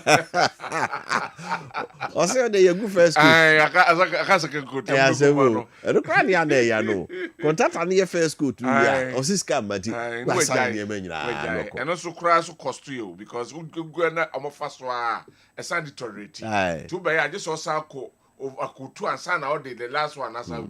A kind of cry, yes, that is the issue. Coca-Cola to fire service, yeah, Chigo for ye. I started to do. I started to do. I told you, Coca-Cola to Chigo, dear, and say, China for ye. I started to do. And so we move by Casagan, limits over year, 25 years, neither switch and national. As for the last one, no, Kogu Asfata, also 25 years and Sunday, but yeah, dear, and saying 1 year. Acha 2 years. Obekona tokure na anwa no a friend saying chippings no egu ho egum unhu se na egu ho no but me who some year to contest. So what happens? Who say I'm be drilly baby? No more the aqua. I don't know what is happening this time around. It's a quite a bay dear. By your durability and kahwa. Said the course were crack. I'll come and talk about it this morning. Right. Okay, and to be a sudden Quebec name Pino Ebakudi and Commodity. Happy glory birthday to you of Accra Kumasi Road should be fixed because it is killing people. And I say also who said the air canyon. Teacher Kujo from Tepa and Suso. He said Mahama politicized everything during the campaign and now he has come back to hand him. He said the Kufuor was stealing from farmers and that farmers should have been given 6,000 cedis per bag of 64 kilograms. Now, the NDC is using officials from Cocoa Board to sensitize farmers that they cannot pay that what they promise. The reality is now hunting Mahama. Greetings to Chairman Wofa Kofi Appiah and Justin Kodia from Pong. Teacher Constitution from Yamuase. Ghanaians so subdued about JDM's and NDC's administration. Since JDM took the reins, can they cite one single project NDC has launched? If MPP, which pioneered free SHS, is in opposition, JDM and NDC's unimplemented 24-hour economy and Konkete will send them straight to opposition in 2028. Greetings to Coca and JFK. And also the Yawade and so Ebaye and so I don't know. Right, my main comment him and Tibia and a baby for quite Namon Bem. Now the Monsumo can be ano. Mode Monkra and so Ababeboa and Koma Yedi na etiti. Say, how much are you expecting for cocoa farmers? Kumasi Accra Road Ayeke and in all the other issues that we are discussing. But what the answer also when you acquire also Odo the and so ever. Right, Kate, I'm into you. Wafa, me wonema mienu. Me hwe agrike no. Na masan ahwe Kumasi and Kran ekwan no. These are the two areas I want to look at. Na may brief. The issue is that obade no onim de ntia odi obia kodua bebia owo se wodua ti Africa for onim de ntia odi ebegu ha no ma ye koda no eye tuntum na omma ye nsase a ewo se ye de ye adwuma na menka Africa nyina meka Ghana na de ntia ewo se ema ye ni eku se ye behwe ye nkuayo na ya hwe ni yie no ene se enei se onipa dasani enya de obedie onya de obehye no nya bebi odi ne tibeto a enka josem sema eno aho enye emaw nyankopon anye ya boro emode ya bedua bebi a sebio otu aburo kura atofom a obeba na chese abo ema eho ensem bebre wetimi dia ntise bebi a disomu kututu asase ase no mayi abo afri ho no mo ansa na asase no kura ya test ya rese ebetimi ade anaset bibetimi fifi honum ama aduane kurafiri so aba nyankopon anyesa ba ya yenhwe han ema niema bi akoso ewo yemba mu hanuma. That is where I want to men kan bebre kakra bi ena meka se yebehwe ho asem de tere se enei yebusa yemma mu se budget sen kra na eya yetwa ede makuayo. That is one question was yebusa enei aban aye a lot of proposals say ya Greek ho niema ya Greek minister ya wo lands au ya paper so ya ka ho niema hodo bebrebe ebusa se eye sika sen ene yetwa se yemfa nyekwa adwuma ya betimi aboa ene ya kra niema sabio ka wosanke dua bi wo ekrum ha ne ya yedi ne mmom ya export to be ekwa manone anasa amanfo man so na omoadi nanso minim sade te ya ba ya wura free bia ye wodo ene ho mfaso ewo ene mmom ye de ani akire ba bia sabio ebia emfa mfaso bi emfa emman abai budgeta wode kono eya ade a emwa titru eni ben anase de tosumienu eni ben ne ya de hekuayo kane ya ne ekɔ school no se yeka se akwada di bone na yenkɔtwe na so a yesi wonko na wonko do enti from the initial na akra no yebukuayo se eya so twen se anase obi se okɔ akodo a eya so twen yenyi emra so se yi sa niema no efiri mu se betimi akɔ a ene ye maame no ne ye papa no ma se bi omfie kɔ manim ena omo yekua na kua na omo ye no kora no tools omo de ye no kora no sen ena kɔ betimi aboa makua yo no enso etimi akɔ nanim aban ayɛ nhyehyɛ meka bɛyɛ ɔtesui ayɛ nhyehyɛ sɛ ɔbɛhyɛ kua no mu kena ɛma ɔde machines bɛba various centers ɛbɛboa amanakɔ saa machines no akɔ akɔsi sɛn nipa dodoɔ sɛ ne yɛtumi ɛntae ɔmo sɛ ɔmo nwura kuayɛ mu a ɛbɛtumi aboa yɛn sɛ yɛntumi ama yɛadwen ankɔ hɔ na yɛanyɛ kua no ama na ntumi ankɔ n'anim a sɛbio ɛbɛmmerɛ bɛba a afei wonyɛ aduane koraa ɛwɔ ɔman mu ha ɛna wadi because wobi afiri kurase a sɛbio ɔpɛ sɛ ɔba kuro kɛseɛ mu na ɔbra bɛyɛ aban adwuma mmara sɛ ɔsɛ yɛsan ɛrethinke na yɛhwɛ sɛ yɛbɛde modernization bɛbɛ yɛ kuayɛ no mu na aboa ama no akɔ n'anim a na obi busa kokoo na obi busa sɛ kokoo no dodoɔ sɛn ɛne ɛwɔ sɛ yɛmeyɛni akɔ kokoo because ɛno yɛ adeɛ baako a ɛtumi pagya yɛn ama yɛtumi ɛkɔ yɛn anim sɛ yɛmeyɛni akɔ kokoo ho yɛba yerɛ ho yɛba nkye ho ɛne other ɛfrɛnsɛn nnuaba ne ɛfrɛnsɛn nnuanene a ɛbɔ akurom hanom a kamafa yɛbɛtumi akɔ ɛno nkoa bɛtumi asom yɛbɔ ɛma sika bi a yɛpɛ ɛwɔ wiase mu ha no yɛn nsa aka nneɛma bi wɔ hɔnom a onim sɛ Ghana ha ɛne bia baabi baako bi a na mmienu bi pɛ ne yɛtumi yɛ yie titiri yɛse ɛfrɛnsɛn prɛkɛsɛ sɛ prɛkɛsɛ sɛ Ghana ha ne Israel pɛ ne yɛtumi du abie anaasɛ abibirim ha ɛne Israel pɛ ne yɛtumi du abie ti yɛmeyɛni akusa nneɛma ne yɛhu nea Onyankopɔn de adom yɛn a ka wɔfa yɛntumi yɛntoa nneɛma ase sei ɛma sɛbio bɛdu baabi yɛnka sɛ ebi aduane ho koraa ayɛ den 2024 ɛkɔ na wie yɛte sɛ yɛanhwɛ nneɛma yi a aduane ho bɛyɛ den ɛde aman ti mmara so sɛ aman mpanyinfoɔ ɛne mpanyinfoɔ a wɔn di anim no yɛntwa yɛni ne yɛhwɛ agrek no ne yɛnsase no a yɛsɛ no titu ɛfa Galamsey ne nkora no yɛnma ɛno ntwa na yɛni ɛnkɔ kuayɛ ho ɛno yɛ adeɛ baako a ɛho ahia paa afei maame nkankran ɛne sorry about that menkankran ɛne Kumasi ɛkwan no ɛnso ɛho ɛnsɛm ɛkakra ɛne yaka sɛ yɛ one major road a ɛwɔ sɛ etimi ɛboa ɛma nneɛma kɔ yɛ link these two major cities meka cities anasɛ municipalities mmienu a ɛso wɔ Ghana ha paa woyɛ nkran a na wɔyɛ Kumasi ɛde aka ho sɛ yɛanhwɛ na yɛanhwɛ saa kwan no ne yɛka sɛ ɛkwan yɛ te saa because any country any government that was coming into power knew the nature of that road. Say yan consider our budget mu a I will tell me obi a odi o man na say penny bi o say yan due diligence and na say yan tutu ye nema yi right but they couldn't come bra mami couldn't come bra honorable Kwame Frimpong Henry Kwame Frimpong wa homa so member of parliament asante achim north brasabedwani asɛm si na no nti n'ani bre yɛ ɔkasa brasabedwan Kumasi Accra highway yɛne no enkodi enko honorable so te nka e wa kyɛ no pay e wɔ Kessben FM and afi Kessben TV Plus so e Kumasi Mini amedasi metemunga na mpo mi de radio dom mo ye pa Arabe Kumasi Accra highway enkran Kumasi kwan yenyina nim sɛ de asi ayɛ asɛe pa na no de nim sɛ wo de asɛm a ɛto mo ɛwɔ mo mpasua so nipa be edu ensia sante achim bogu mbrante ne mabaawa hwere won kwanti no mane break asa ɛho ɛwɔ emrahye badwafiem sɛ abama nani emra ho ona bo kyese kwan wo nam so da bia ɛkwan no hunu sɛ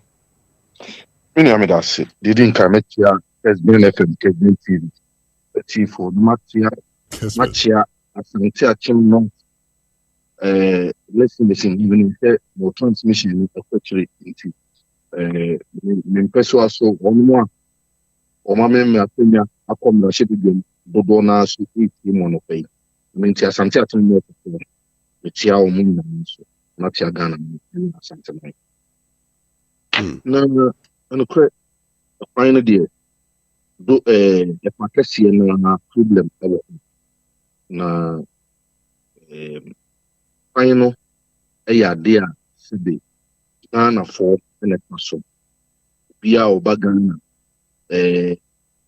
sebi Burkina for no sibi eni we are na mkwano sisi na me no ka ke bi implement ni aka se kwano e fa dodo na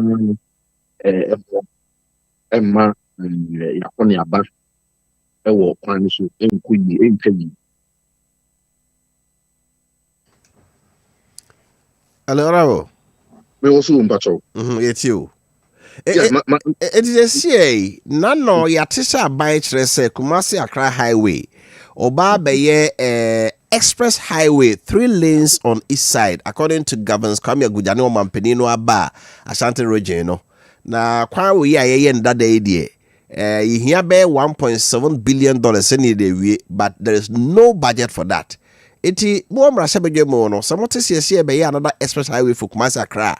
Na that day we ya. How do you see it? You know me that say. When you say if no, you be no afa be bring. Now you share a kwan you go to see ya. Me personally, problem I may walk Accra. We me personal observation. Problem kakam wo Accra Kumasi Highway a kwan very busy. Na Burkina car namso in Kumpu be car namso na ebinum sabi ebinum dai and intending say omampani ote akunya so ene na ban say omohwe niam ba ku mienu na big push agenda omodi aban obehwe na ya review capital ahwe aye kwan fofo 3 lane 3 on each side from Accra to Kumasi and Kumasi to Aswara. I think that is a good call. Now, that is not to say the host is here, me and Kohan, na yinya wasem. Na minim say sabe abani bi obebe bia na dwen Ghana for me. Ya na ni padodo na aban no ensa etimi ekata dodo na ni die. Na so minim say aban otifi onya ne sa obeye na famu die ama die we so akofo. But me gidi say new one na omoka omoka say eba and a big push no eno so bebo me gidi say ekwa ni mo ebebo ona ebebo but ya adwin say okay ebebo na ya adwin say can you focus on completing way no can you way na say be say ona me ya adwin Kumasi Accra 250 kilometers ye ekwan foforo be 3 lane enye 1 week 1 year 2 years mo tik ada na ye ma ye ni ma we huwie ansa na ya foforo to bre but I say ube say umi say I just say and say the bre na aban for abaso now ejuma na e kofem na aban fufu na edem intact now we would gidi say bi ana niema bi o contract ni mu ana say omo hwe funding na ehun sika sem no ye bibi o kaka eninti bia eno ka ho na bia niema ni bi delay ana say bi eso omo ye ni delay a media mi wo gidi say abanin kan say o jai kwan dada na da ho na on fa na nsan ko no omo be ye ho adwuma minister say you need budget da ho aye dey that is so it boils down to the fact to say one the big contract na man na bra omo the contract na man bi ni da so na no mo wo ehin fa na no mo so mo be sika no wo no mo de aye aso ho no wa ho say so inti say ba ni say bia ni wutifie na waje bibia mami say ade we menye ho adwuma na ujama me no ho aka de say me de ye ho adwuma no wan fa no so anka ho na akoba say wo say me to aso a me ye mafamu de say me to aso say bia na niam ni bia ye me den kakra fi say wan shedan fa bibia nyame wa kire say ade na wo de jam say nyan menye enti said the okay mo be Prime Minister ba no be answer a question on how baby ehu pa said the mo ka no ye be ye hu bibia ni wanu ya na because ye ntimi ntra ma akra bi unsa ahwe mo nkwa bi o e wo kuma sen kra kwan so nya me da say ye kasa e kwan no baby bebre nya a me ami ditum a obi agitum we nya say okay, Frimpong, one idea to no BD, will be for the say, and the whole Ghana, you know, between say, Accra Kumasi content point. A far baby the problem of what I was saying in here. There are some bring now, so, Ober can I say,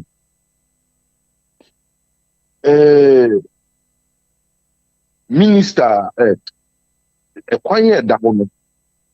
In as much as the quiet problem was on, your driver phone the brain, so, yeah, near me beer, and some fatter, and in a day, Sabi, woo eba. Ebine say, and now no someone, Jinamara, Tibi, the two, Utitreni, Ghana, mine, say, yeah, from the share. And my policies, me and my way up fine here, Juma, it's agency, which said DVLE, or Muni, or Manchester, also 1 year, and my Ghana quantum also, so yet, a safe driver for only be a while, quiet or and a senior, or more when you call, or more shame, a problem. And now, no.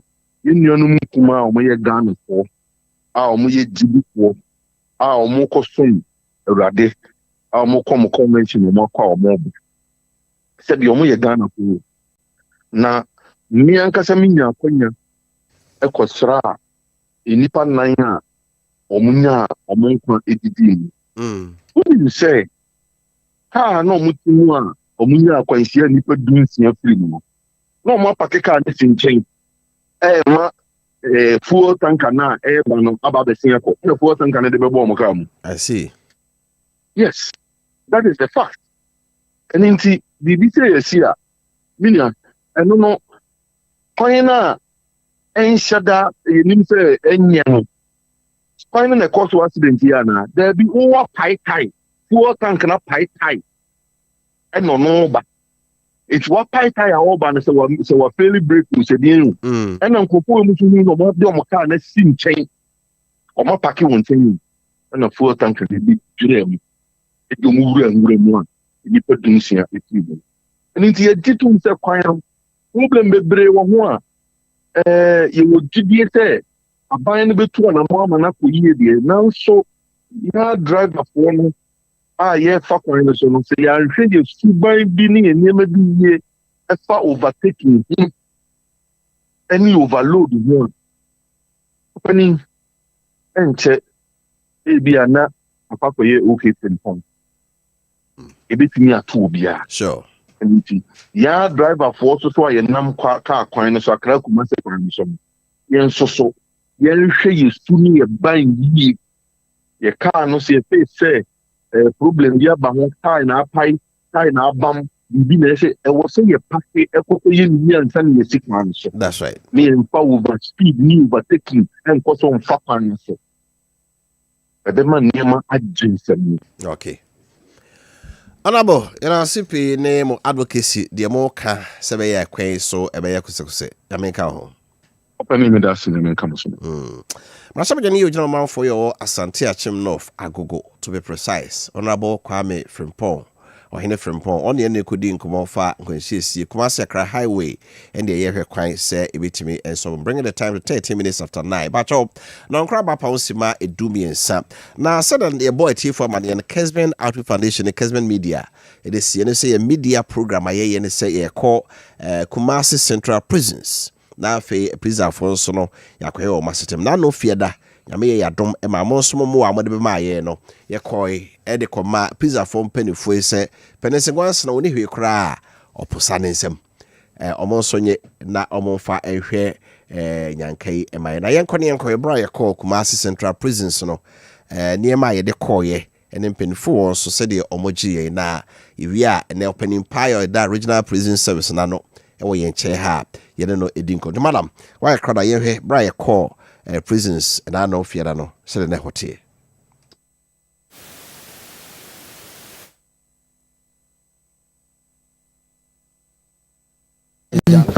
say ye ban bedi nkomo no anche ene yete Think Prison 360. It was a good coincidence, and the person may assure was Kessben Foundation, and then the Kessben Group, our media platforms, you also highlight the challenges of prisons.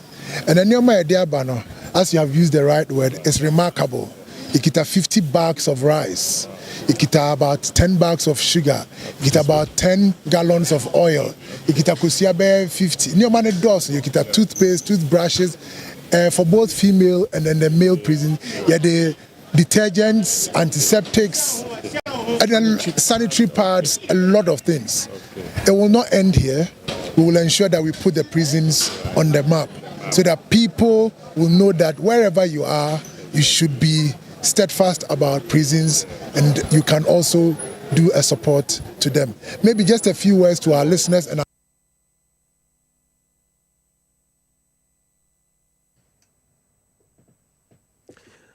Right, we Same Edubuache, your general manager, Kessben Outreach Foundation, or say a programs manager, Kessben Media, or no, and what they say, near my decor, now, or some penny for so a G, almost so that's it, almost stress it, be rebellion, almost so the almost at the two. It's a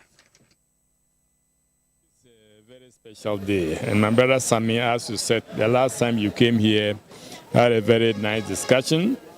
And then following that, the Director General of the Ghana Prison Service, Mrs. Patience Bafuboni, was in Ashanti, her first official tour to line the Think Prison 360 degrees.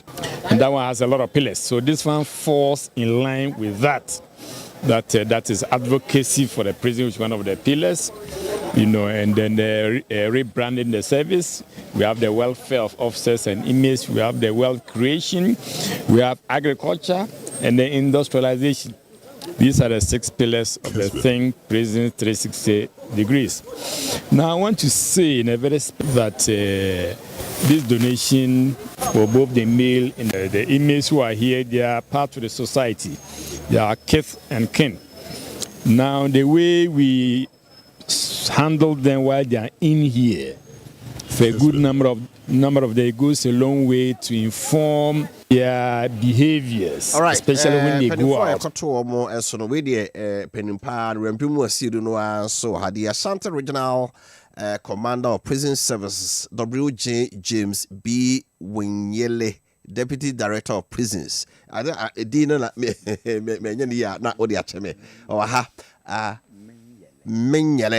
Menyere. Okay, they said W is silent. Thank you very much. But whom the next time we want supported by CSP Richard Bukari, Ashanti Regional PRO for the prisons, Sergeant George Usu, PRO unit, and then Lance Corporal John Hackman, who is the commander orderly. Good. Very for Makwaba. Officer, all correct. Yes, thank you very much. Thank you very much. It's an honor and a privilege to be here this morning. Kessben FM 92.9, 93.3 megahertz, and then Kessben TV Plus. Oh wow! So we are going far and near. Sure. Thanks for this platform. But how are you doing this morning? Well, by His grace, I'm doing quite well. It's a great morning. The morning is fresh, and then it's good to start the day this morning with this your August platform. I want to right away thank management and staff and your good self for this opportunity. Last Friday we were at your outfit to give some our widows mite just small donation. Then we went around the prisons, and the conditions that we saw in there. It means that you need more help to be able to do the work as it's supposed to be. How is the situation? Yes, so thanks a lot once again. So just to just give just a little information about just prisons in Ghana, just in a minute. So of course, Ghana Prison Service is established by the Constitution of Ghana, and then our main mandate is safe custody and welfare of the inmate. And then wherever possible to see to their rehabilitation, reformation, and reintegration back into society. So across the country, we have about 45 prison establishments. We have the Prison Officer Training School in Accra.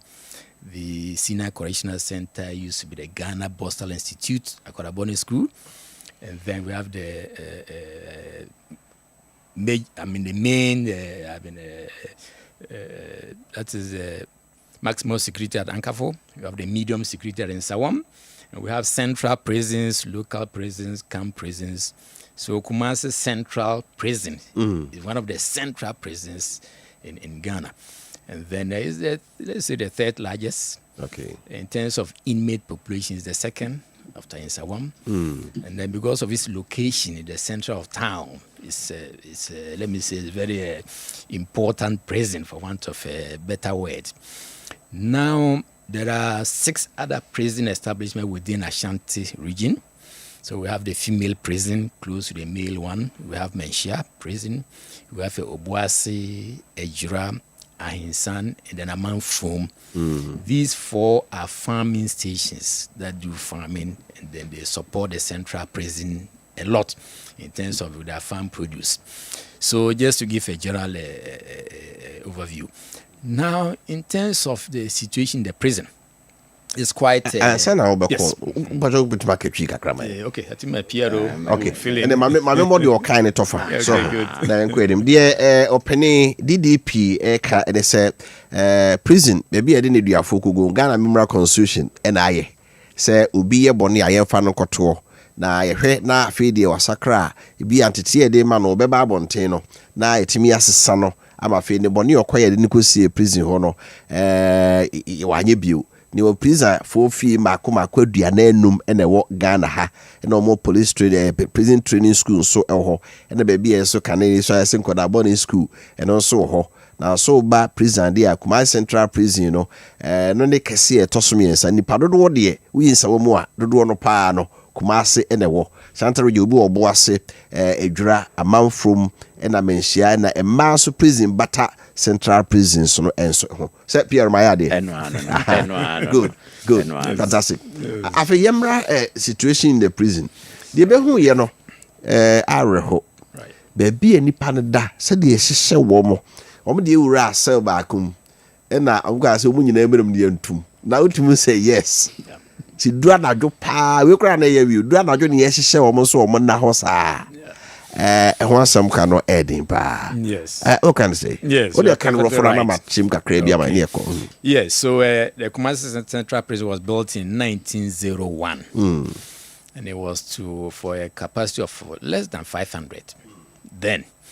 Today, I have a little less than 1,600 inmates. So easily over 200% overcrowding. So that brings a lot of pressure on the few facilities we have in there and then on everything, basically. So overcrowding is a major issue. The cells are congested. There's no space for exercise, which is a very important aspect of their stay there. Now, to handle that, what we do, because it's a central prison, we have almost all the categories of inmates there. First offenders, and then, people who go and come. And they will have, high sentence inmates, including people sentenced there for life imprisonment. Until recently, we had a condemned prisoner. He's been transferred. So it means that because we receive directs from the courts, and Kumasi being what it is, so we have a number of them that are just in there. So every month, some go, but more come within that same month. So to try to tackle overcrowding, we do transfers as and when there's a criteria. If you served out a certain portion of your sentence and you are deemed not to be high risk, then we transfer you to a farming stations, one of these 4 that I talked about, and even outside the region. So that helps the farming stations to have more labor. It reduces the space, in my prison in terms of the overcrowding.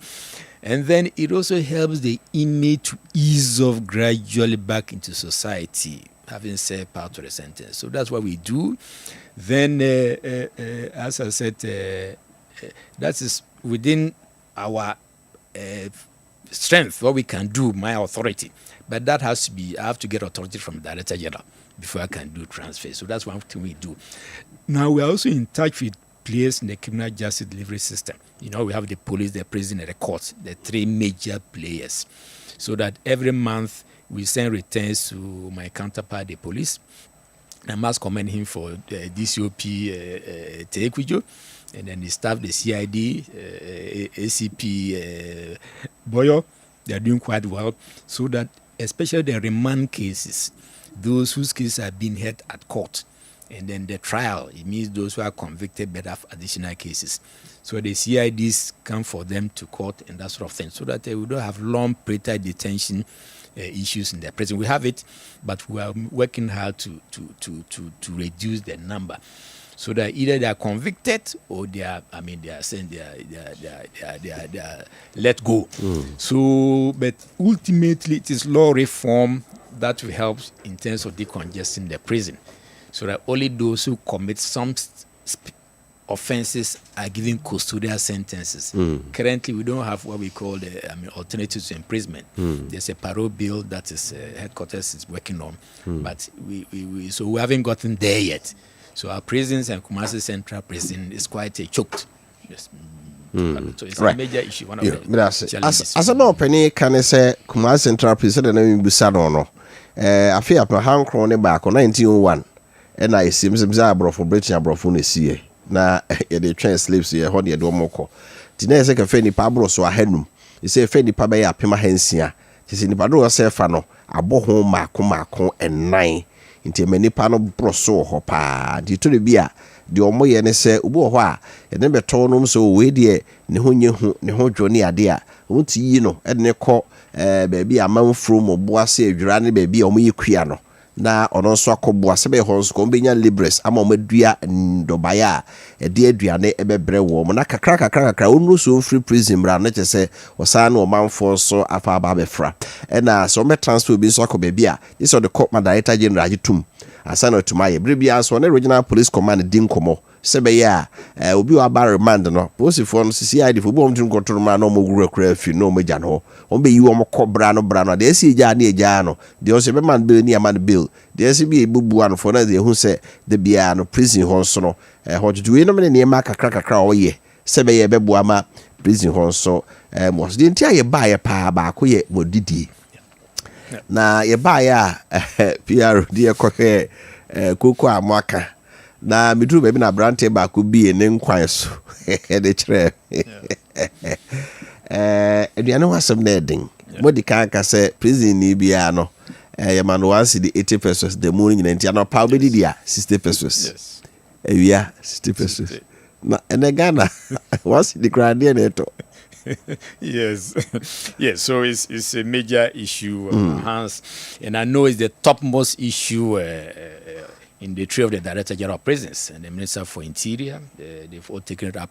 We are just hopeful that maybe in this mid-year budget that was announced, we are hopeful that we'll get an increment in terms of the feeding rate.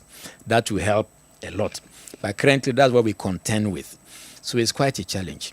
So, and that's how come this particular donation by the Kessben Outreach Foundation has come at the right time. We've gotten some donation, but since I took over command of this place on the 14th of November, this by far is the biggest single donation we've received, and then for the male and the female inmate. And I want to, on behalf of this inmate, to say a very big thank you to the foundation.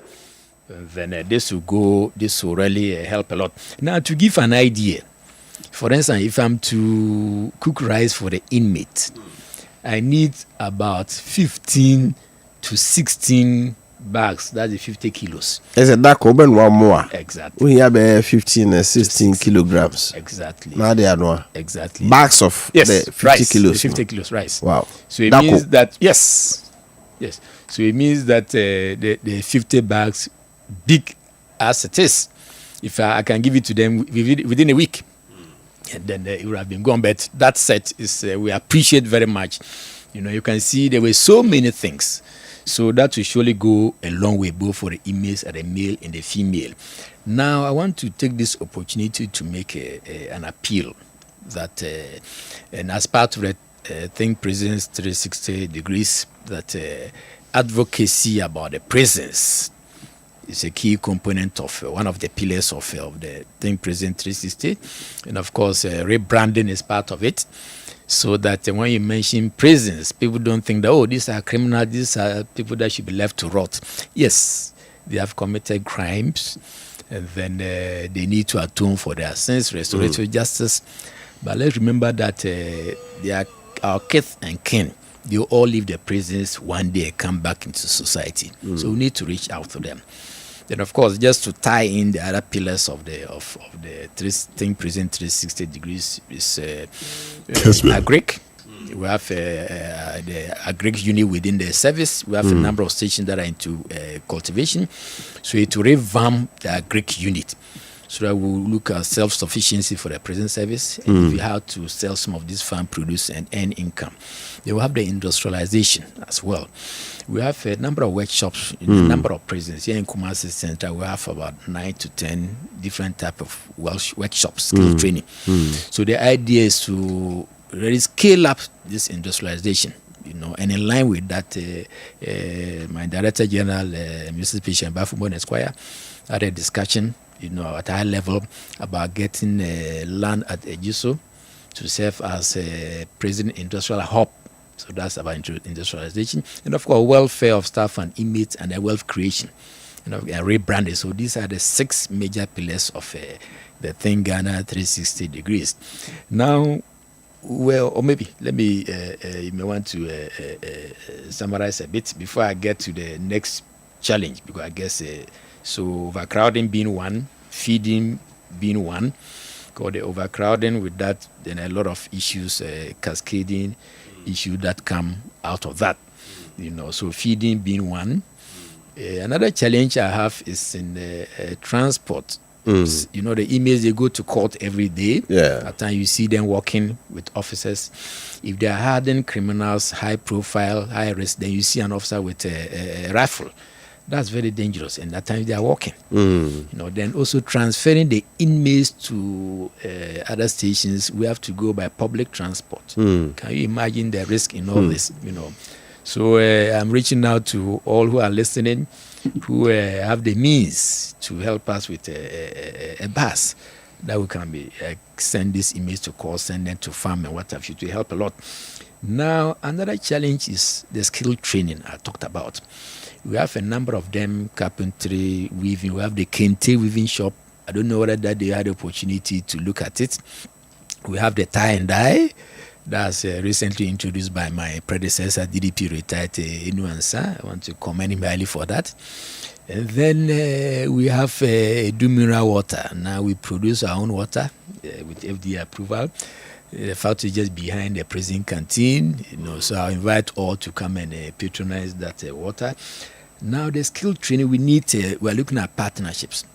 We are having the upcoming partnership with Lofty Clothing, fashion house in Kumasi here, to use these designs that we do to embed them in theirs, on a mutual benefit basis.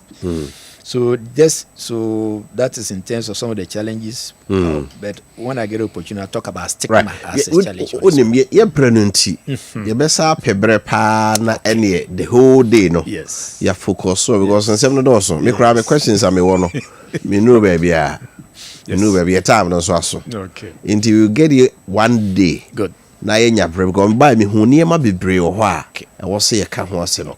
They also ye commend, you recommend, and they also you two one among. Yes. Just say ubungu prison ho a onim sa ade no. Inti begide say ene modi asida de bre yen, but at least ya fa kwanya so ma for so ate Think Prison 360 no. Yeah, wealth creation, advocacy, industrialization, agricultural welfare, and rebranding. Rebranding, I mean, was in Bubusa. Oh yes, that's fine. There was Bubusa. Now, said some Jumani, there may be a mihu and you bring a bread. That's fine. Now, but your final word, a chief one the bob wire soya swing. Yes. Naka cry in your baye. Right. It's in the by somebody now catch it. Yes. I want to, in a very special way, commend all who chipped in. another role to play towards the recent donation by the Kessben Outreach Foundation. As I said, and especially my brother Samuel Edubachi. Sure. Yes, I know he's listening. I want to thank my brother for coordinating all this. And of course, to Mr. Kessben himself. I engaged him briefly on WhatsApp. He was you can see he's very open, very likable person. Sure. So I'm looking forward to the opportunity to meet him. But I want to thank all who chipped in towards the donation. Sure. And to say that these donations, we have a system in place to ensure that they get to the inmates. So anyone who is donating to the prisons should not be afraid that they will get to the inmate. Okay. The system frowns seriously on anybody who tempers with anything meant for the inmate. So I want to thank all who have been supporting us as well, and especially with the foundation. And then I'm looking forward to another opportunity, as you indicated, so that I have more time. Then we can have engagement also with people who are listening and watching, get feedback, so that we can improve upon what we do. We welcome a lot of feedback. We want to let people visit the prisons. The prisons is maintained by the taxpayer. So people should feel free to visit, and that's part of the advocacy, the awareness. So that people know that the prisons is not a secret location. Yes, on that note, thankful to you, and I want to thank my staff and all the emails for their commitment, and then all the management and staff of Kessben FM 93.3, and then Kessben TV as well. We are on the TV as well. So thanks a lot. Thanks a lot for the opportunity. Yes, that's a before I must say mobile WJ James B. Minyele, Deputy Director of Prisons, Ashanti Regional Prisons of Commander. One na boafo mobile nyina. We say for ye brand tia enti nyabe adomo a e brafo for do beba na niema ye ko hu o prison e pese highlight ye no enya brepa na edi hu nkomoti penifo betwen na ewi a ye no medi nkomo na ke ye nya birthday mi no na afi ye no mo emi yenko ye bre na akọ achepa ama me wish you happy birthday so we eko ede ama Nana Kwame Appiah. Nana Kwame Appiah. Oye nurse ewo Namon SDA Hospital. Okay. We every mercy or say can't just say happy birthday. Happy birthday and Madam Sarah Jemfi. Oye ardent listener of Kessben FM. Wishing you long life and many more years ahead. Nana Hima Ejakuma Asida Ejapon. So may the Almighty God bless you with good health, knowledge, and more success from your parents, Mr. and Mrs. Ejapon of Germany. Happy birthday and Nana Bonsu, video camera repairer Ewedum. May this year bring you closer to your dreams and fill your life with endless possibilities. Have a wonderful and blessed birthday. No. I feel me for we and trust. Happy birthday and Drew Sheila. Kunedu Yadom SHS, may heaven smile on your new age and grant you endless blessings with good health and prosperity. Happy birthday to Anita Asante Ewe. May this day be special just as you are, age gracefully, from Maxwell or Pure FM. Happy birthday to Dan Boachi Agrochemical in Rome. Also wishing you a day filled with happiness, prosperity, success, and everything your heart desires. Age gracefully, from Vicky Offenso Boamai. Happy birthday, happy birthday, Enko Enfa Emma Majesty, my son Majesty Oforinyakun of Lubab Academy. You are 5 years today, and may God protect you and bless you from your mom and your brother Mika. Happy birthday to Emilia Chima of Dumasi Sunyani, wishing you a birthday filled with love, laughter, and all the things that makes you happy. From Amevo Ebenezer Sunyani. And a happy birthday and Eric, CEO of Vanji Minerals Water. May God continue to keep you in His grace and bless you abundantly. Wishing you a happy and a beautiful birthday from your friends and family. Okay. Happy birthday and Wofa Kofi Appiah. Happy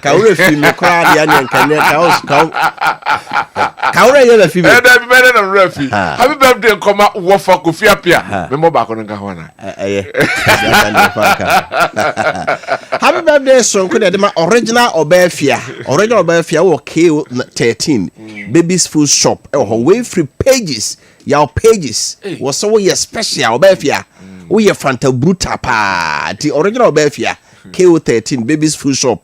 Daminyo kese pa. Happy birthday to Quia de pa also, and they were from Richie or so Yankopon and Faye, the near doye and so anyway. Everyone, how do you think we have my team, KOD, Malambiaya, and the rest of the technical crew. How do you think we have no channel person transmit another edition of Maakye? Eddie Abreyako say Joe Laka Ayakrado. You're the midfielder Shagudi Musemno. Twaso Diamamo Yakramo. Bye bye. You are now listening to 93.3, where it's more than music, it's culture.